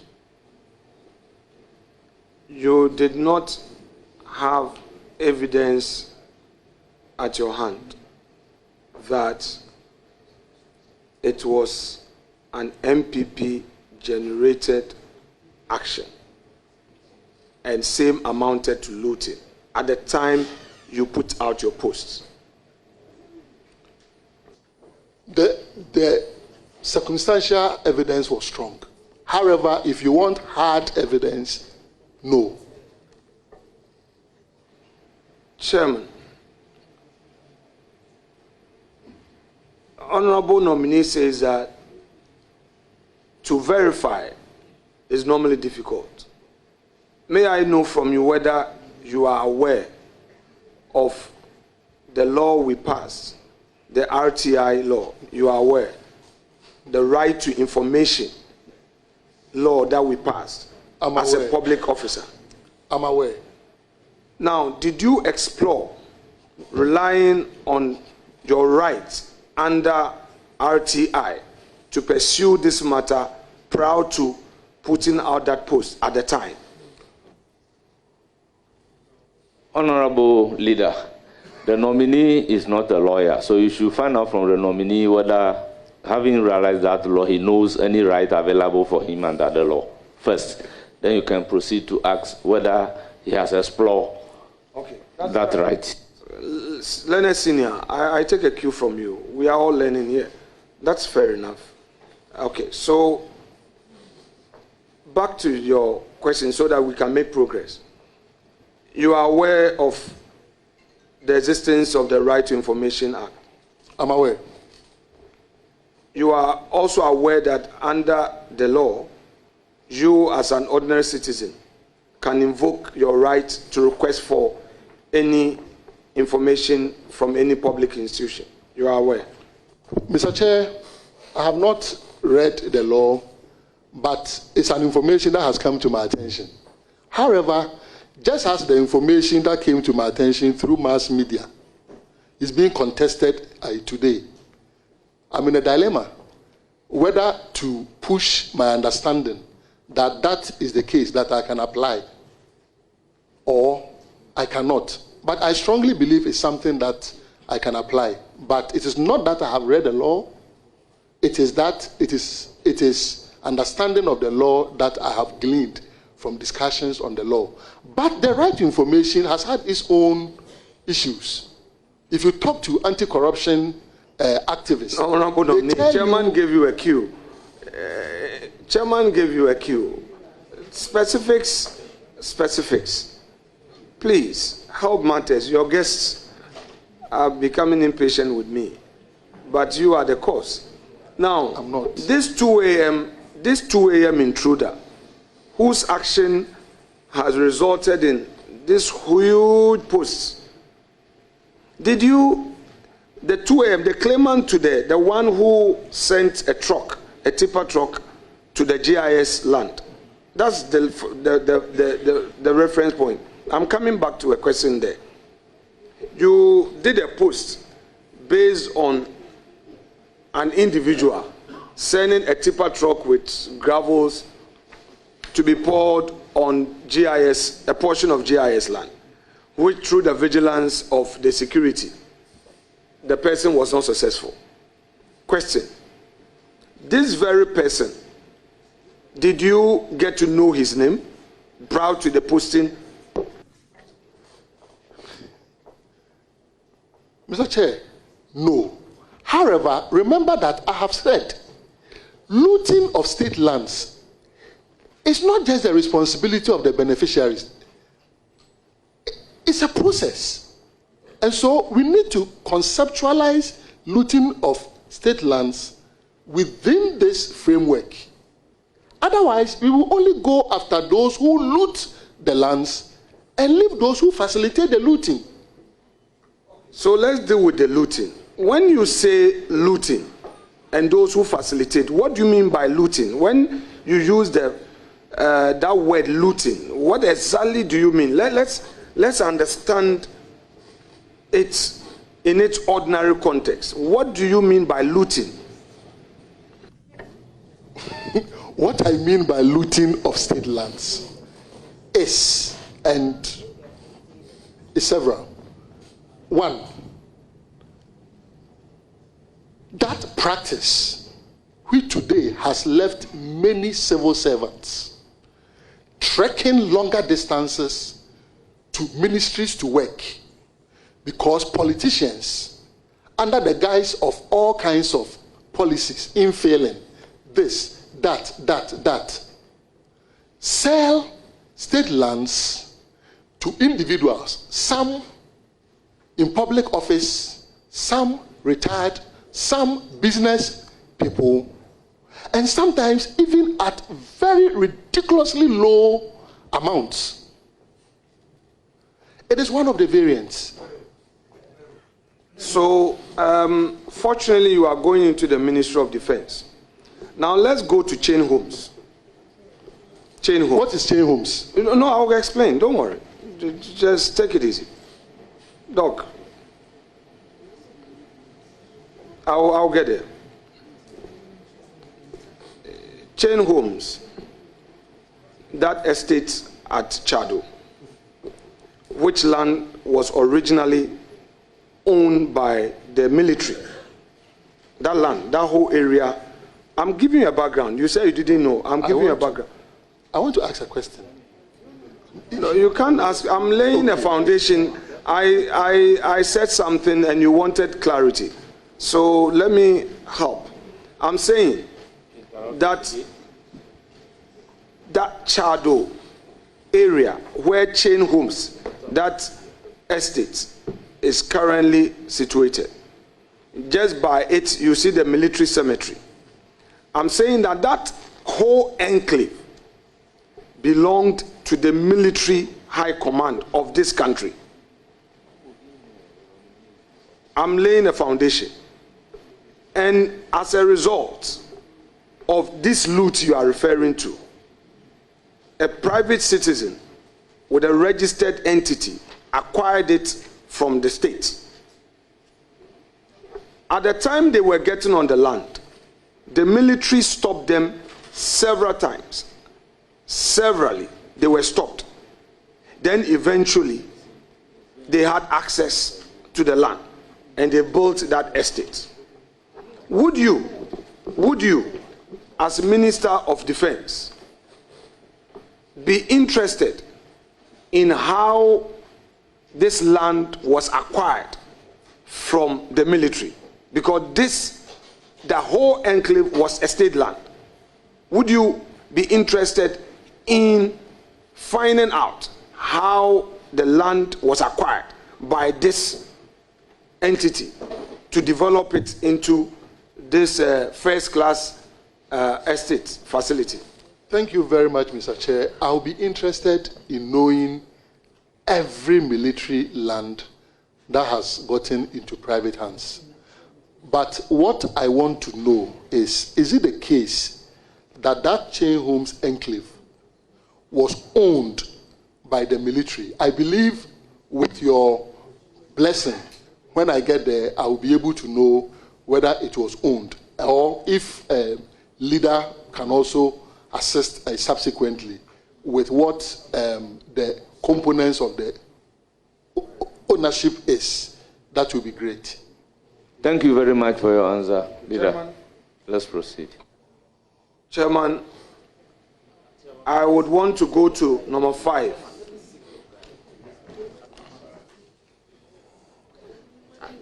Chairman, let me seek your guide in this matter.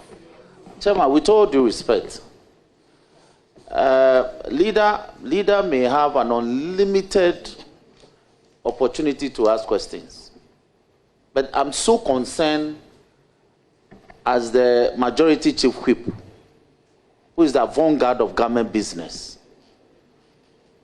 The ranking member cannot take 3 hours to ask his questions. So if he says that he will continue tomorrow, we have to go back and come back tomorrow, there must be a limit to what he's doing. In any case, we have 4 other nominees who are waiting. So as the government chief whip, I am so concerned about the procedure it's adopting. Is affected on the floor. And the government business is affected. You are supposed to lay a report. Because of this, you are unable to move. And the 7th report is in abeyance. And we are allowing the ranking member to go on and on, the people's address and all that. So Chairman, can we have a guide that when the ranking member has the opportunity to ask his questions, can he have 30 minutes? Can he have 1 hour? Can he have 2 hours? So that when that duration is exhausted, we can make progress. Because where I'm sitting, the calls I'm getting from my government and the party is I'm under pressure. I'm under pressure. Yes, government business must make progress. If the ranking member, who is the opposition leader, says, I will vet for 3 days, no.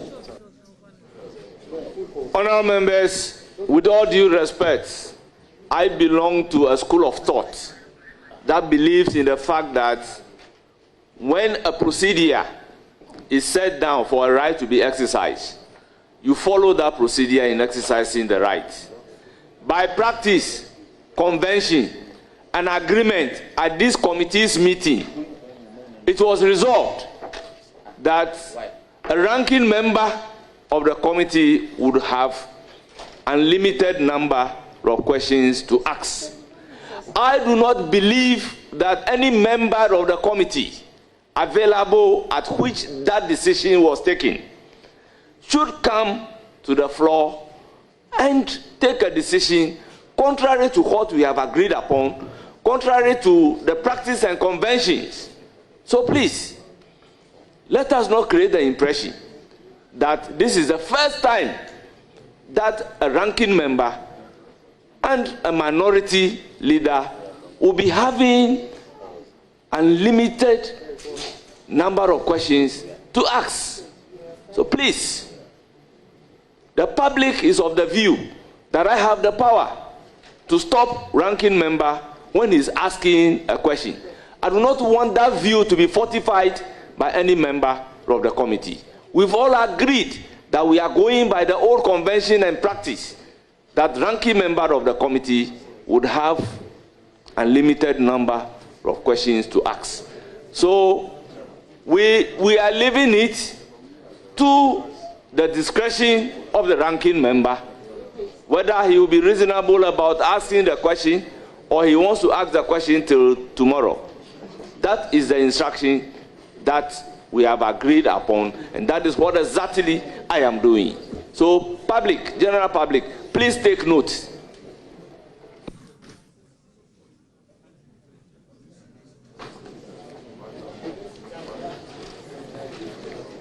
Thank you, Chairman.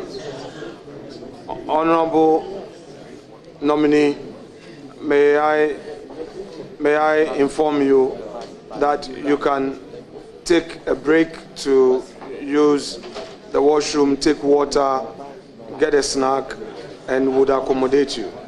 It's your right. We, Honorable Ken Oforiatta, had 2 days of vetting. And in between, he was allowed coffee break. He was able to take some break and came back and all that. So that was it. Mr. Chairman, I think that honorable ranking. So you don't have the floor. Chairman, you see, this is a house of records. Mr. Chairman, this is a house of records. Honorable ranking member, don't have the floor. You are not a member of this committee, so you don't have the floor. The fact, as a former member of this committee, Honorable there was a reason why I will not agree on this disorderly behavior. I don't want to invoke the necessary orders.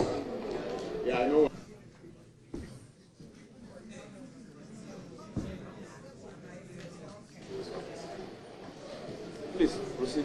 Honorable nominee, please kindly have a look at number 5.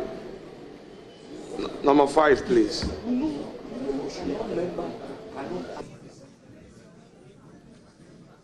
Kindly read aloud number 5, what you posted there. MPP government, you cannot give Ghana's lithium away for peanuts and turn around to tax electricity. Doc, please, are you aware that at the time that you made this post, the lithium agreement was before Parliament for scrutiny? It's possible. It's possible. I won't contest it. And I am, at the risk of being immodest, suggesting to you that, in all fairness to the government, this was most inappropriate to say that the lithium, Ghana's lithium, was being given away for a peanut.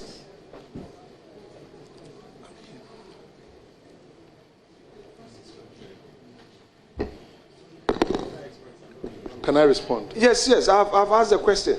We differ in opinion. For instance, if I'm to go into what we can use lithium for, okay, what we can use lithium for, we will not treat lithium like other minerals, even if this is a bit enhanced.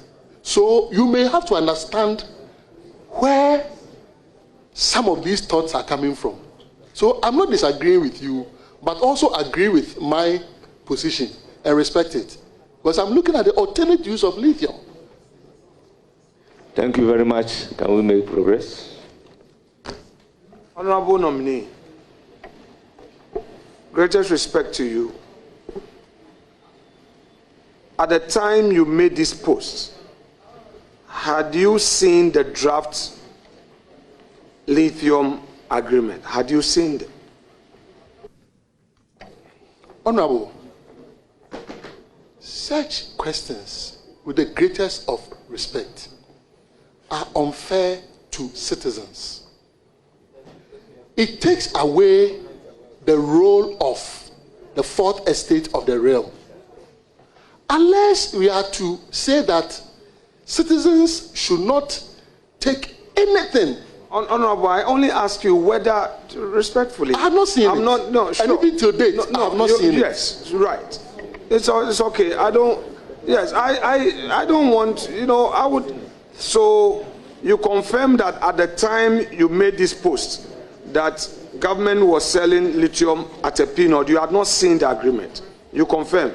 I had not seen the agreement, but I had seen reports coming from reputable media houses. No. I'm talking about the agreement. You had not seen the agreement. Yeah, I've answered that, and I suggested that I have read reports coming from reputable media houses. Which media houses did you read their reports? Which media houses? It includes the multimedia group. The multimedia. Did you read it on their website?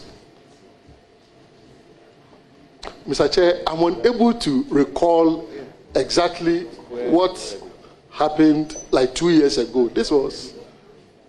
Thank you very much. Or like about a year ago, exactly where I read. Thank you very much. You've answered the question. Please, let's make progress.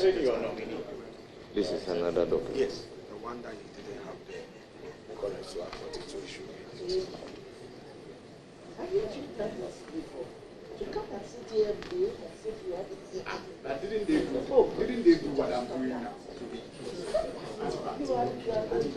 You were sitting here when they were doing this.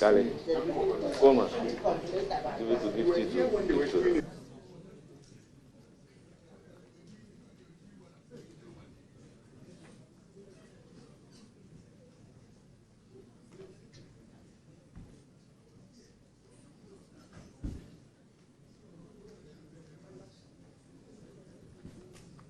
This is number...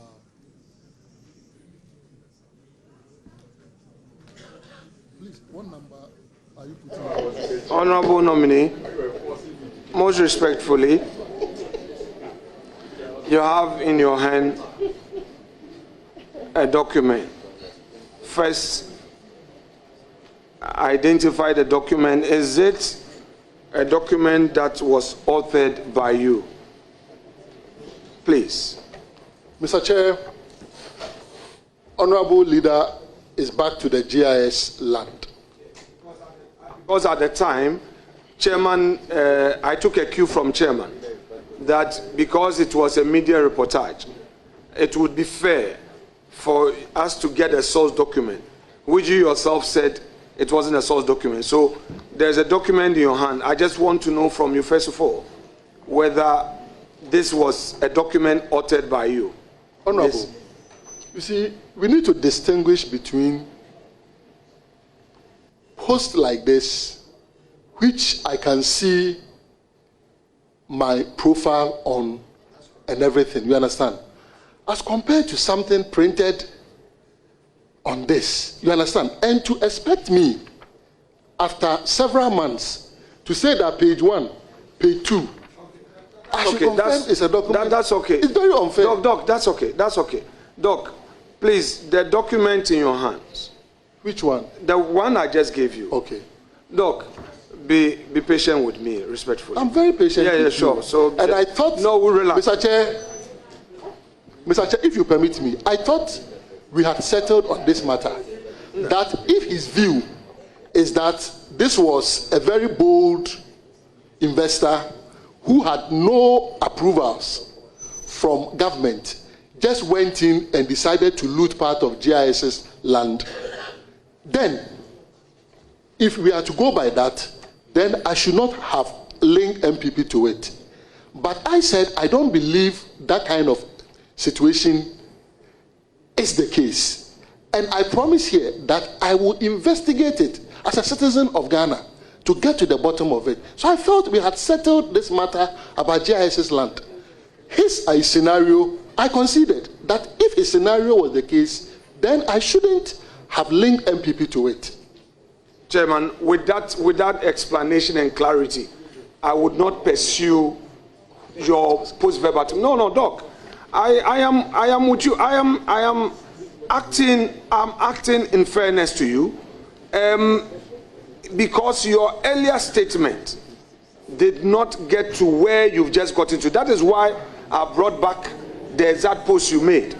If that is the position you've taken, Chairman, if that is the position, then I will not pursue that document. And I'm being very fair with you. Very well. I'm just being very fair.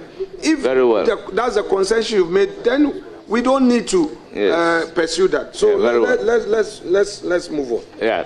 Let's have some soft issues. Let's move on. So we've abandoned these ones. Doc, honorable nominee. Politics with me. If you honorable nominee. Politics with me, then don't be irritated when we start the politics. I am here. Honorable nominee. Then you want to do party. The question asked, you answered. That is for some time. It's not a direct post where you will be able to see the document and admit that this is my post. So therefore, you have a difficulty accepting whether this is your post or not. And the questioner is saying that if that is your answer, he wants to abandon any further question on that and proceed on another angle. So let's take it in good faith and allow him to proceed on another angle, but not what you are not able to identify whether it is your post or not your post. And let me remind you on a lighter note that the fact that I'm grilling you does not mean that when you get there and you are supposed to give protocol allocation, you deny me. I'm telling you, you cannot, because yes, there is, and committee members benefited. Yes, there is something like that. When I was a defense committee member, your ranking, your members benefited. I am saying it on authority. They did. And they even had more than with the MPP members. They did. I'm not. That's a fact. Kennedy Japan was the chair of the Defense and Interior Committee. They benefited. So I'm telling you that when you are giving, don't think that because I grilled you, you will not allocate. Honorable ranking member. I did. Honorable ranking member, I have also been in this house for some time. I was a member of parliament and at the point became the ranking member for Constitutional, Legal and Parliamentary Affairs Committee, a very important committee of parliament. But I know nothing called protocol. what really happened is that our constituents will come with the form. Then, as a member of parliament, you have to be pleading with the sector ministers whether or not they can help. So that is what I know. But I have not seen a situation where they say that a member, you have this number of people, go to your constituency and bring them to come and join military. And I'll keep on making this particular point to the Ghanaians. So I beg, please, if some people were treated that way, then there is an element of discrimination. Because some of us didn't know what is even protocol. We go to beg. You plead like you are becoming a defense minister. It is time for recruitment into the military. You will see members of parliament coming to your office to come and plead and intervene on behalf of their constituents. But you won't tell them that, oh, I have 10 members, go and bring them automatically to come and join the military. That is not it. So let me use the opportunity to clear the doubts. Thank you very much, Mr. Chair. Recruitments and enlistments will follow the rules of engagement strictly. You have my assurance.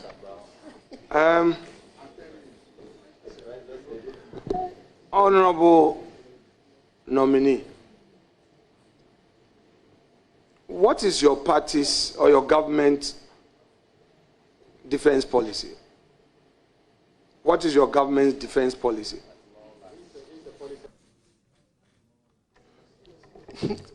To ensure a safe, peaceful, and prosperous nation that is respected among the Committee of Nations. Do you have that enactment as contained in your manifesto with you, what you've just said? You would have to put a lot together, because you should know that the manifesto one are promises. For government policy, okay, the party has transitioned into government. You are vetting the minister-designate.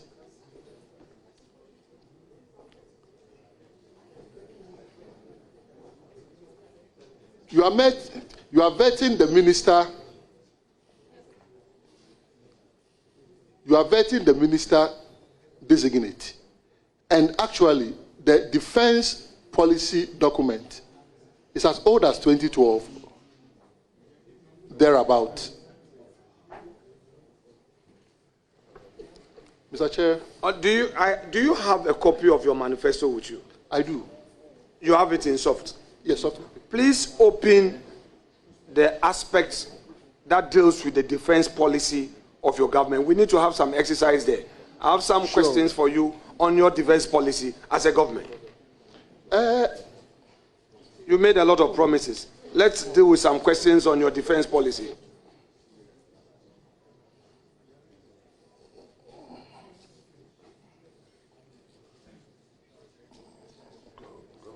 Public safety, 148.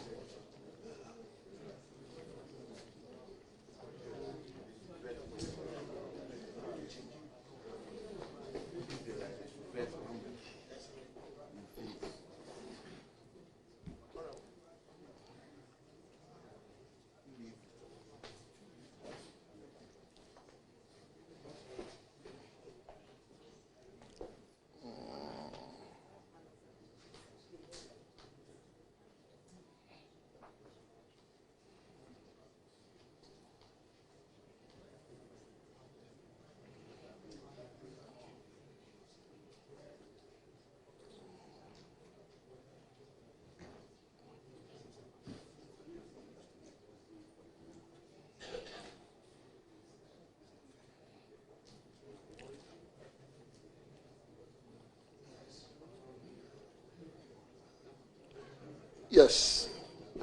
Mr. Chair, I'm there. Proceed to read it aloud and in extenso. Mr. Chairman, it is quite lengthy. So if you are to have a preamble to it, public safety and security.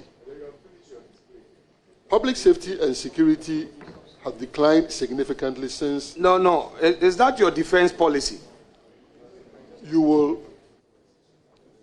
They go, you see, you need to take it. Honorable,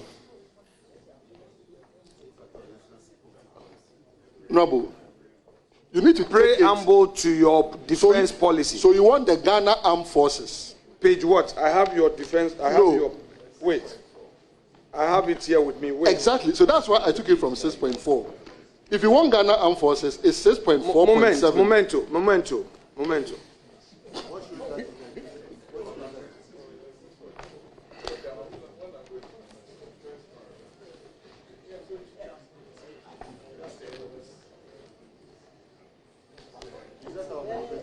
Yes, that's your number. 6.4. What paragraph are you referring to? Exactly. So that's what I'm trying to. Paragraph, Honorable, I'm trying to guide that if you want Ghana Armed Forces, go to 6.4.7. Wait. If you want public safety. No, but public safety has nothing to do 6.4. With your defense policy. My respected colleague, Honorable Boamah, would want to. Honorable, they are linked. Provide a guide. That is why the defense sorry. strategy. Chairman, Boamah, sorry. Chairman, I'm sorry. They are linked. Chairman.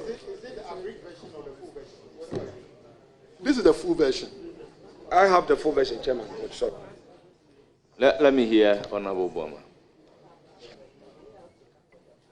I think leader wants to end, but wants you to look at the preamble to the entire security architecture. That is 6.4, where it talks about the retooling, professionalism. That's short paragraph. I'm sure from there you go to the police, fire service, armed forces. We've read your manifesto. We understand it. Yes. So that is why we know the paragraphs. That's why we directed you to 6.4. So that's all. Thank you. That's all he wants to know. Thank you very much. So, Honorable Nominee, you are accordingly guided.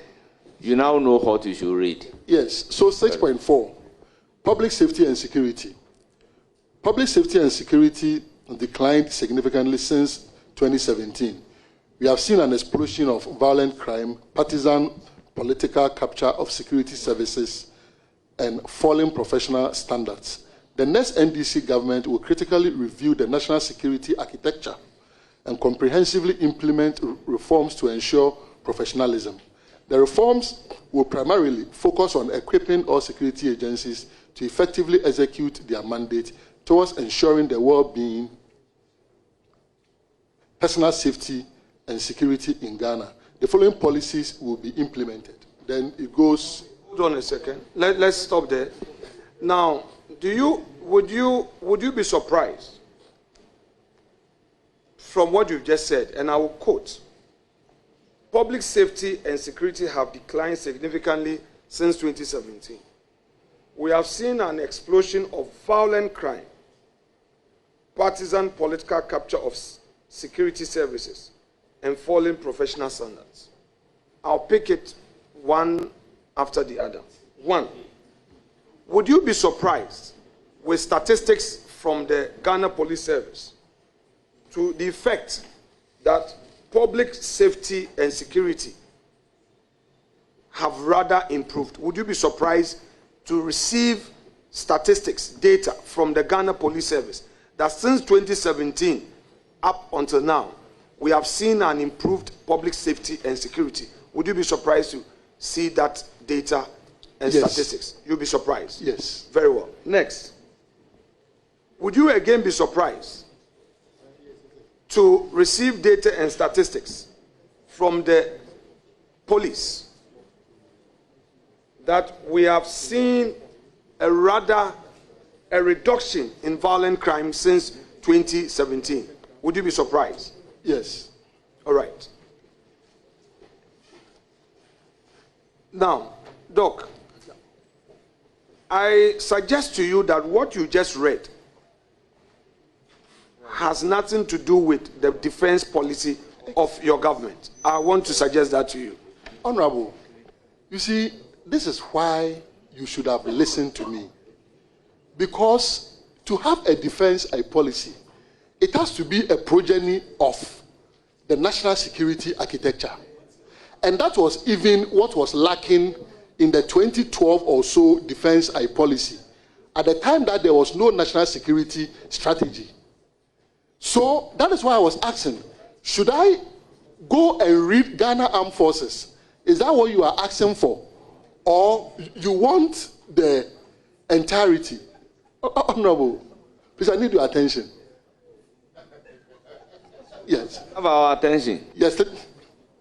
Yeah, thank you. So I'm saying that I was trying to make that point, that defense policy emanates from a bigger national security strategy, architecture. So you cannot just zoom into the Ghana Armed Forces. That is why I took it from there. And then when we said no, I then went down to the Ghana Armed Forces. Then I was asking you, should I read Ghana Armed Forces? The Honorable Boamah said, no, I should go back to the public safety and security. So, if you guide me appropriately and provide exactly what you want, I have the document here.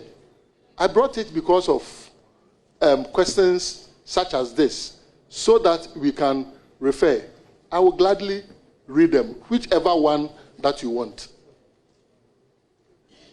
Honorable nominee, you stated in your CV that you were a Catholic, correct? A practicing one, for that matter. Yes, correct. To what extent would you a Roman Catholic? Which parish, please? Christ the King. Christ the King. Very well. To what extent has the Catholic Church prepared you in moral values to the extent that you are able to embrace diversity, especially as you assume this office as Defense Minister of your country? Thank you very much.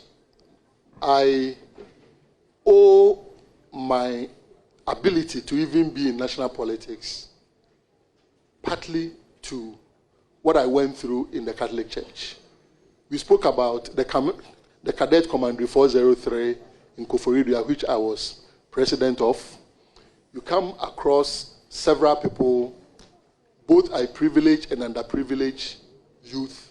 You deal with all of them coming from different backgrounds. As a former mass servant, you come across many people.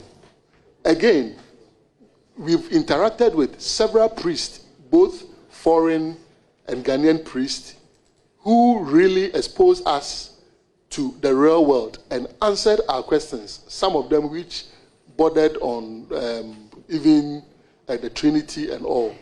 So in terms of diverse walks of life, several backgrounds, and I have interacted with them, and I still continue to interact with them. So how does this background prepare you to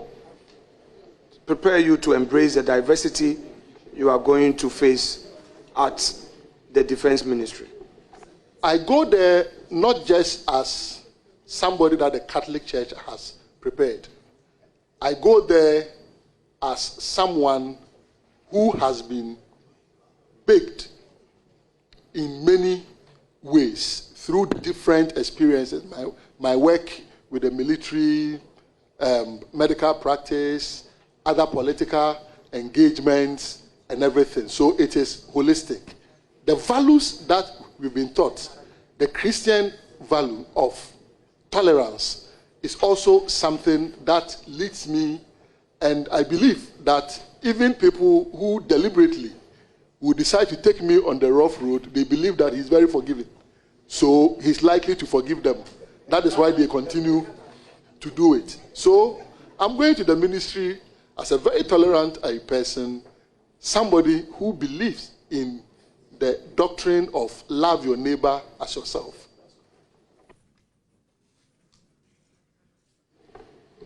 Of course, your faith is well founded. Extremely. Let me conclude by saying that this morning there was a little issue about your appearance. We had received some information to the effect that you were to be here at 9. Apparently, the letter to you stated 11.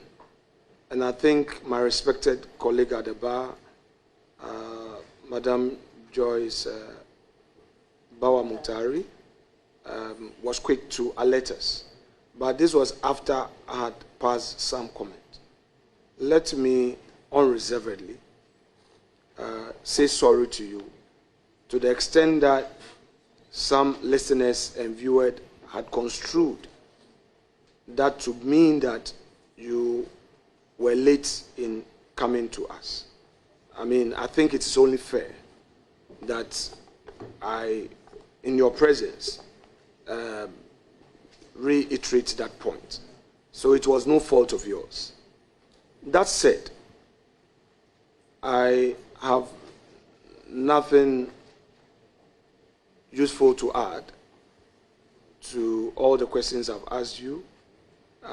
I wish you well. You would hear from us as a committee. Thank you very much, sir. Honourable members, thank you very much. Let me also add that apology for any comment coming from any member of the committee regarding you coming before us late. In the morning, I stated clearly to all the members of the committee that in life, patience is the key. So sometimes we need to be patient. There is an adage in my language that it is out of patience that you will be able to operate an ant so as to be able to see the intestine. So patience is a cardinal point in life, so that we hasten slowly.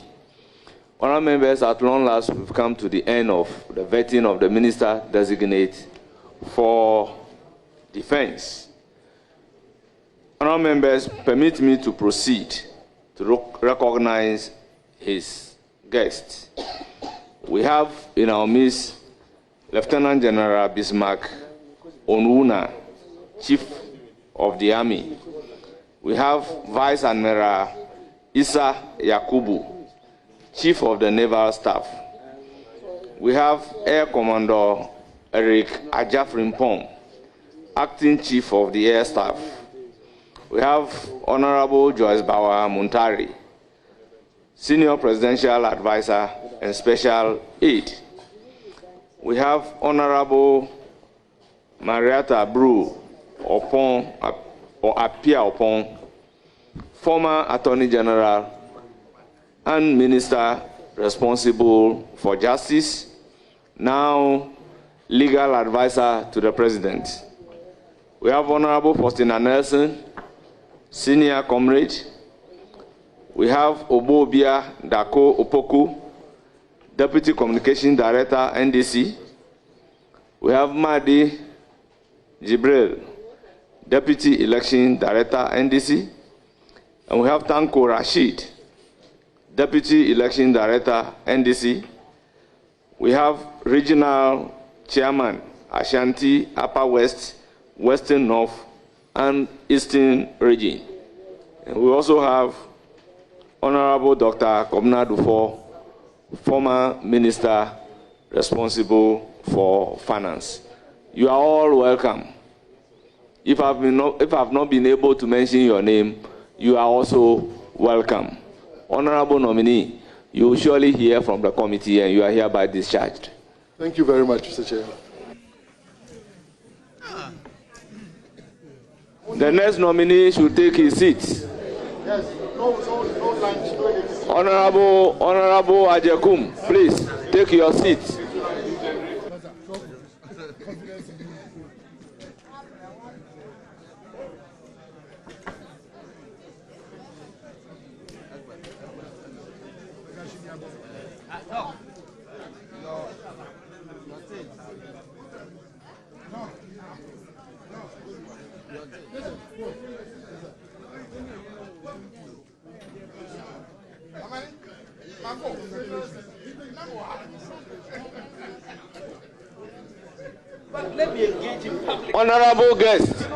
Honorable guest, please give us the opportunity to take the second person.